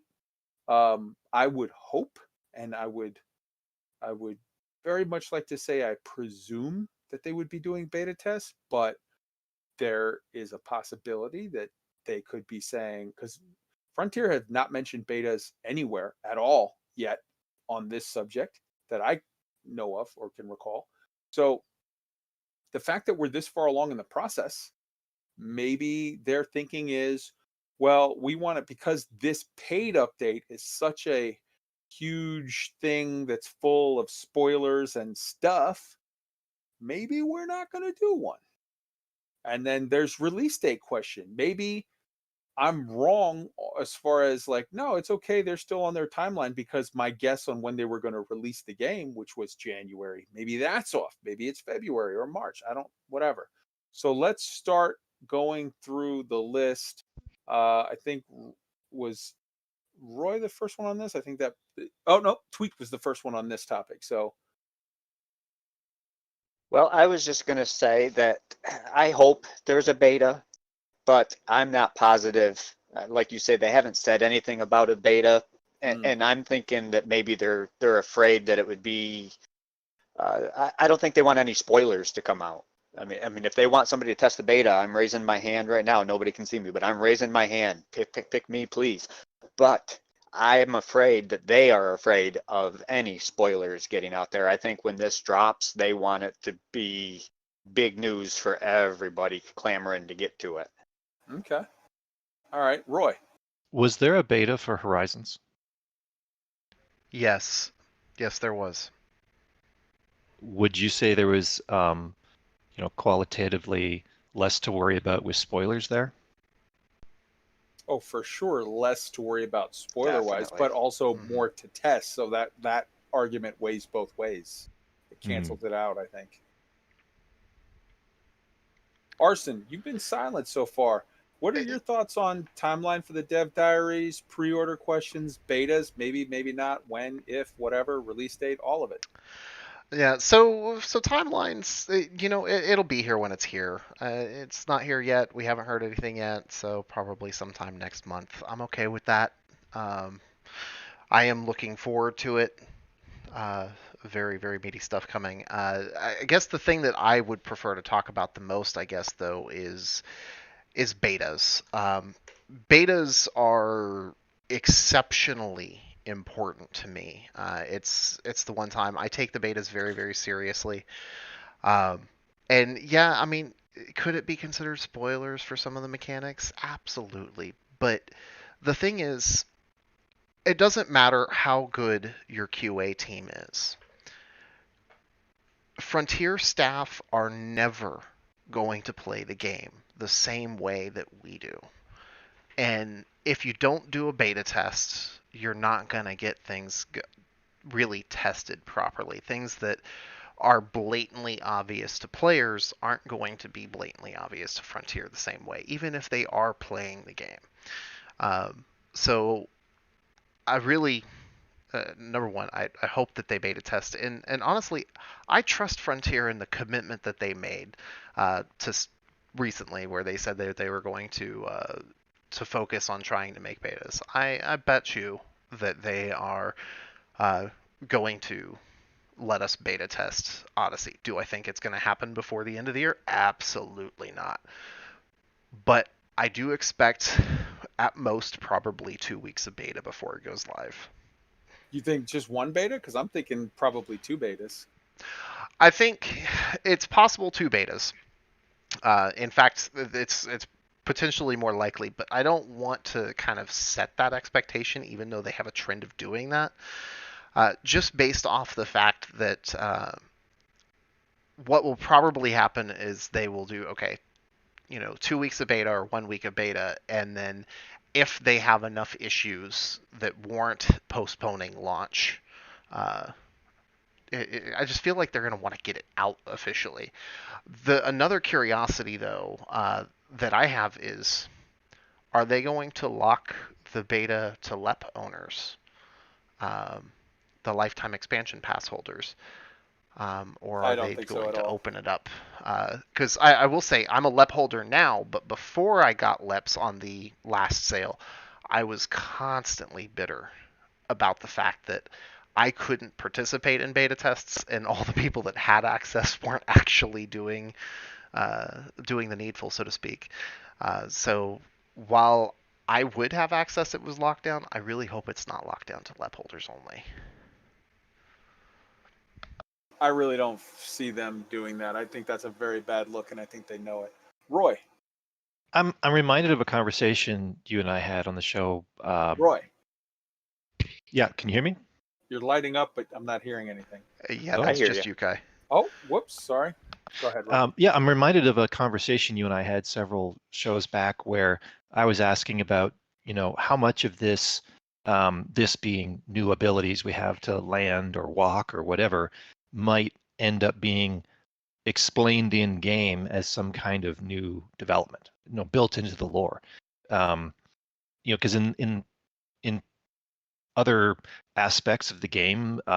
Even if you look between iterations of Elite, there's been lore explanations for things around like why the FSD changed, different technologies and so forth. And I'm curious if we see that this is going to be something where there's just hand wavium and all of a sudden we can land on certain planets and get out of our ships, or was Vitadine nanomeds, the first of what may be a few in-game happenings or tech developments, or now people don't need to be quarantined as much and you can land on certain planets. Because if they're going to do that, they kind of have to do it soon. If this is an early Q1 release and they've got a bunch of CGs and other lore developments coming along, then I would think we would start to see some of that starting to be released for it to have some sort of continuity with what we're doing now. Or do you think it's just going to be bang, there it is, and we can just do it, and it's a game, and don't worry about it? We may have already seen it released. Vitadine nanomeds. Well, that only explains a fraction of it. I mean, that's maybe your healing potion or something, or maybe how you don't contaminate people. I don't know. Naomi Nagata says hello from Illis. Nice. If you didn't get the reference, I'm trying to be whatever with it, but yeah, it could be that you need those medicines in order to be able to function physiologically on the planet. Yeah, the high G stuff. Yeah, I get that now. Yeah. So I guess my point would be that's kind of a small play in terms of explaining it by lore if that's the only element. Well, I mean that plus hand wavium, but I mean I'm just saying it could be whatever. Tweaked. Yeah, on that point, I would say I don't know that we need any lore to explain why we're all of a sudden walking around planets and walking around stations and going to these settlements and stuff, because I think I know in my head, and I think in FDev's and David Braben's head, we've always been able to do this. It's just the technology wasn't there yet, so we couldn't do it per se. But in the canon, and everybody's head canon, we don't just sit in our ships all the time. We'd have some nasty sores if that were the case.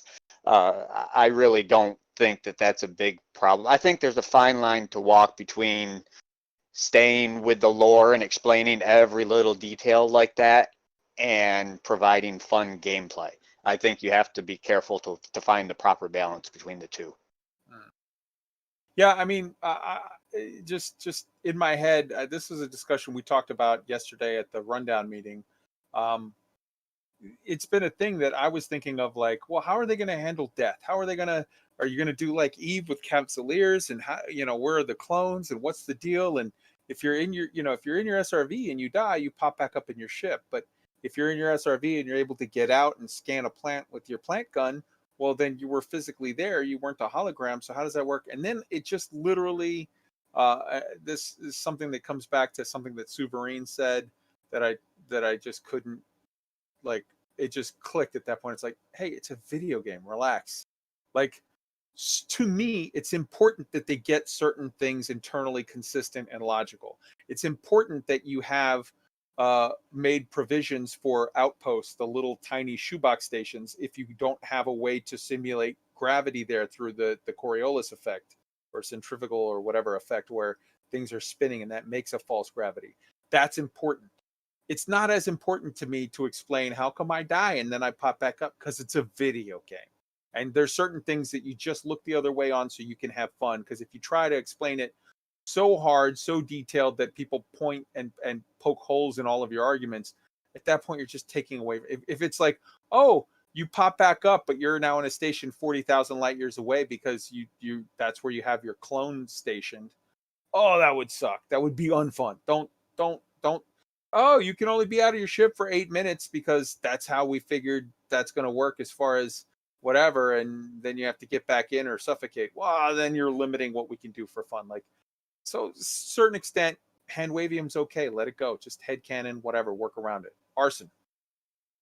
Yeah, so I'm gonna mirror that hand wavium part. There are some things that, don't necessarily need to be explained, really, because, as you said, they poke holes in it, and people will really latch onto it a little bit too much.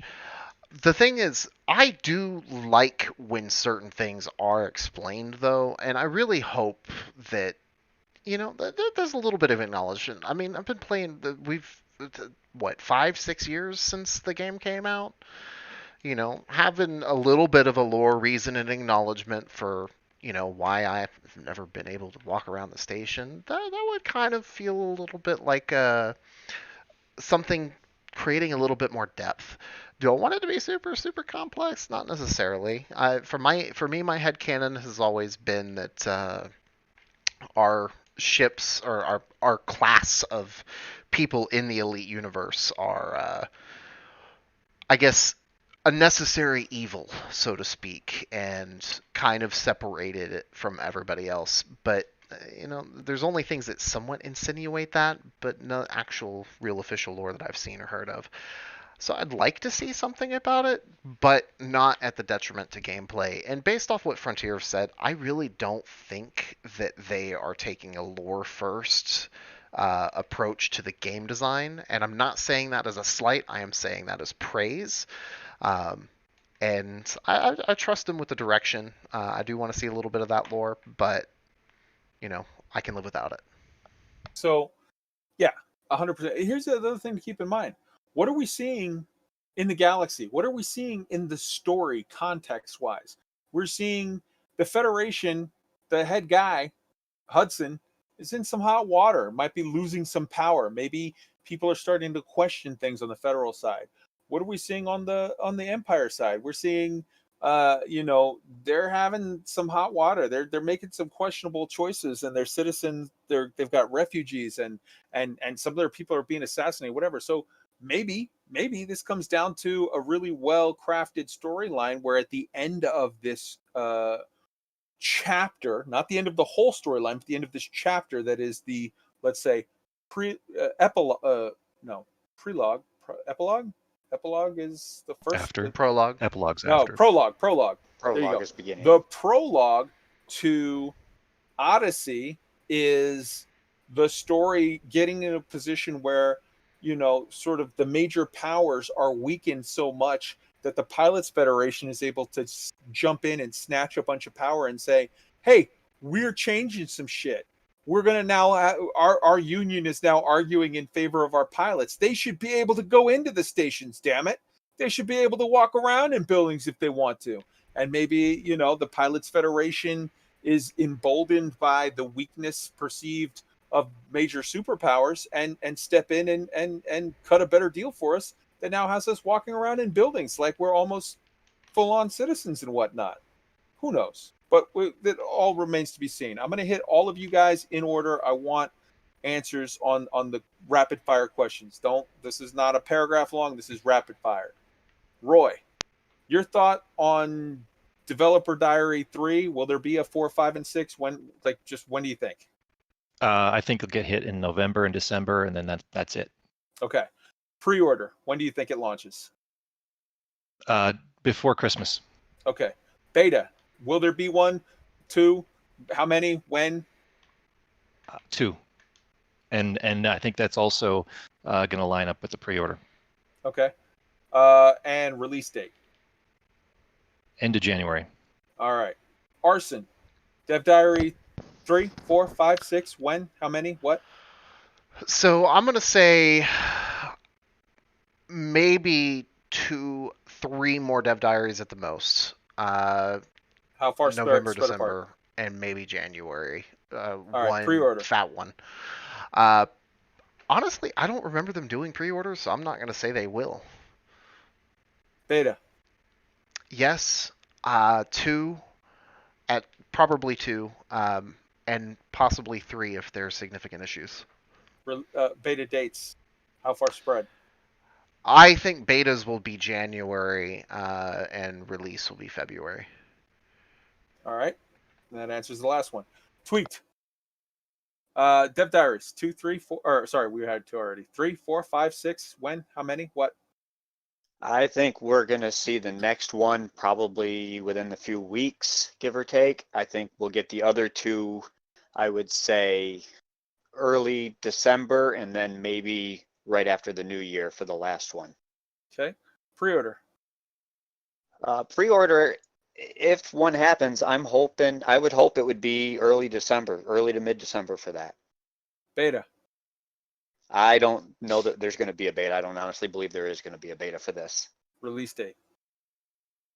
Mid-January. All right. With regard to developer diaries, I'm just not going to comment. I don't know. Whatever. Pre-orders, I think we're going to get it within the next 2 weeks. Release or betas, I think we will have 2. I think we will have 1.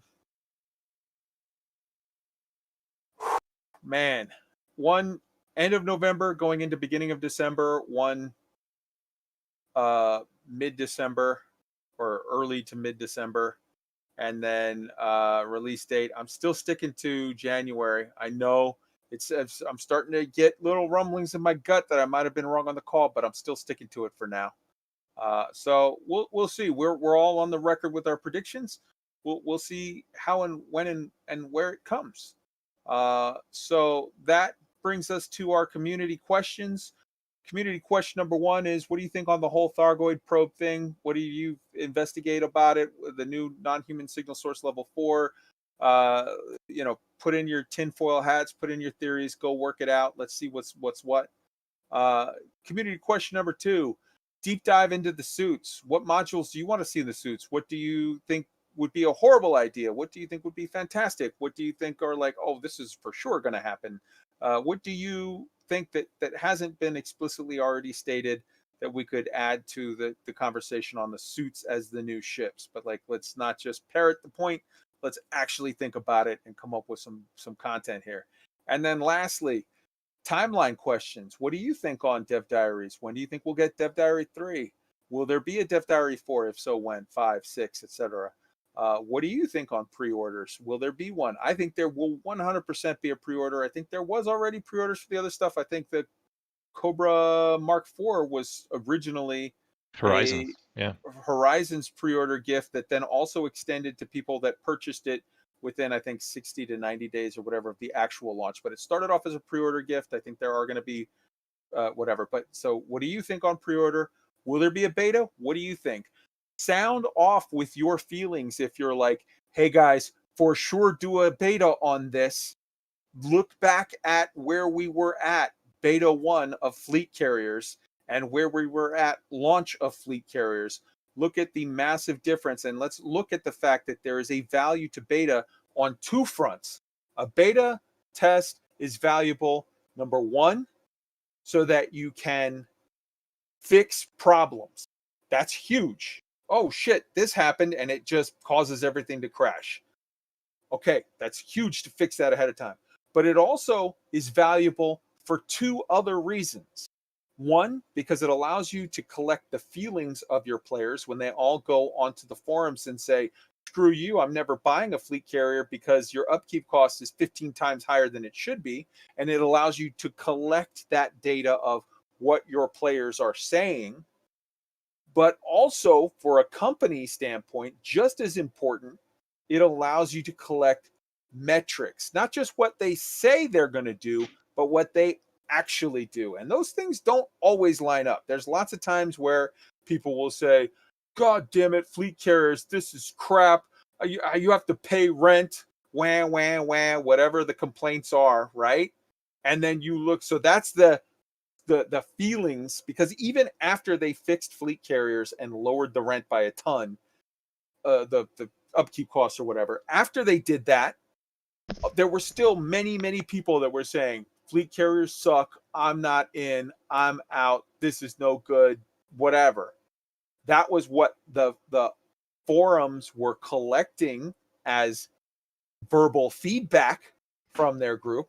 But the metrics, what the company was seeing was higher player hours than ever, higher peak players, higher concurrent players, higher, like they saw massive uptick in player hours and player numbers all around the several months surrounding fleet carriers. So I think the beta has a value there. And if you want to make your voice heard to Frontier right now, to argue in favor of the beta. Maybe you don't care, in which case, say nothing. But if you care, say it. This is the time. So, yes, that's community questions 1, 2, and 3. Let's move on to state of the game. My state of the game, I'm going to say the state of the game is good. I'm downgrading it a little from super duper fantastic, I'm over the moon. I'm going to be a little more cautious here and say it's good. And the reason why it's getting to downgrade is even despite all of the fantastic things that we told you tonight, and we did tell you a lot of great things that are happening in the game, but I'm a little nervous by not hearing anything in October about this Dev Diary 3. And maybe you share my feelings. Maybe you think I'm being overly whatever, but I'm not talking trash. I'm just downgrading it from excellent to good. Good is still good, but it could be better. Roy. I'd say the state of the game is very good. There's still way more things I can keep up with in terms of, playing different game loops or doing all the CGs. I really enjoyed the aspect of the Thargoid CG around, I was able to knock out every single Guardian module and weapon and fighter. And that's something I've been wanting to do for a long time. So I was very happy with that. Yeah, I'm so sorry that I forgot to mention that during the show. There's just too much stuff for us to keep track of. But Roy and I both went down and got all of the things, and we now have every last Guardian module unlocked. We took advantage, and hey, the sale is still going on for this week as well. So get out there and get it done. But okay, so we both rate the show as good, or the state of the game is good. Arson, state of the game. I'm having so much fun. I also went out and unlocked every single Guardian module. Yeah, I was disappointed though that the Guardian SLFs were not present. Yeah, that was I already had them, so yeah. But yeah, it was a long trip back. That it's like, hey, yeah, that wasn't on sale. I got all of them but one. I will say this about the discount. That discount, I really feel like that's what the Guardian modules should be across the board. Just normally. Because the amount of effort that I spent, just because I had over half of the modules in the game already unlocked. Now I have everything except for the Lance unlocked. And that was only because it wasn't there. I really feel like the time investment, it should be on par with what it is at that discount right now. But like I said, other than that, that was a really awesome thing. More unique rewards. The unique rewards right now are what is driving my participation at all in CGs. I like them. I want more of them, and for me, those make it an excellent state of the game. And Tweaked, your state of the game. My state of the game is it's still great. There's a plethora of different things to do. The storylines are intriguing and fantastic. The CG after CG are a ton of opportunities, a ton of fun. There's player wars popping off all over the place. Mm-hmm. The only thing I would say negative about the game right now is the orange Sidewinder blue tunnel errors whenever you're in a system with fleet carriers. Yeah, I really hope Odyssey fixes that. That's definitely been a thing. Yeah, but other than that, I mean, as far as the Odyssey and not hearing anything, I would definitely like to hear something more, get a firm date on a pre-order or something. But I still have faith that FDev is trying to do this the right way and that they're going to make sure things are as good as they possibly can be. So I'm not worrying about that just yet. Give me another month where I don't hear anything and I might change my tune with that. Yeah. All right. Well, we have two open issues that we should address that you brought up, Tweaked, and thank you for that. Number one, there have been a lot of commanders that have been complaining that they're having problems logging on or staying on. They're getting orange Sidewinder and taupe adder and this, that, and the other, and they're getting kicked out and having all kinds of problems. So that's a thing. Number two, we're going on week 7 or 8 of still the pulse wave analyzer ain't quite what it used to be. It's and I think the people of this show in particular, we're all sort of rich, so we don't think about it, but like there are people out there that are like, man, I want to, and in fairness, to mitigate that, it is sort of the case that the king, the meta of money making right now is just straight up laser mining painite. So you don't need a pulse wave analyzer for that. But there are people who want to mine. They want to enjoy the mindful, not the mindless game loops of how to gather by either subsurface deposit mining or core mining. And those people are sort of locked out for the last 6 to 7 weeks, maybe 8 at this point. I've lost track. That the pulse wave analyzer has just been broken. So yeah, there's also some bugs with carriers. There's some bugs, but this is a time that they need to get to those and get them sorted. And some of them might be things that are like, okay, this is issues that are being caused by new things that we're introducing in prep for Odyssey, and Odyssey will be able to handle them better. So it's just going to be a growing pains time. Maybe, who knows? We'll see. But that's all we have time for tonight. We've had a fantastic time. I hope you've had a fantastic time with us. I am going to end tonight by saying, go out, have some fun. The things that don't work, relax. This is, I think, maybe the most complicated sort of game system that I can even sort of imagine. And there's so many variables, so many procedurally generated things and interdependencies that there's going to be times, especially in a growing pain time like now, where you can't quite get to all the stuff you want to get to. And when that happens, instead of throwing a tantrum because you can't get to this one toy, look around at the 8 billion other toys that you have at your disposal, pick one up and have some fun with it. I'm not criticizing you for saying, man, I want to be able to do this. You're absolutely right. You should be able to do that, but just sort of work with it and find your fun, because I'm not saying you're right or wrong. I'm just saying you could choose to be happy or you could choose to be miserable. I know which one I'm going to choose right now. I need to get away from real world politics and the shit of life and enjoy Elite. And so that's what I'm choosing to focus on. That's a mouthful. Roy, your closing thoughts. Just fly casual, but stay dangerous. Arson. Pew pew. That's all Sweet. I got. I hope everybody had some fun tonight, learned a few things, and enjoyed the show. And fly safe and fly open. Right on. Arson Place out. Good night, everybody.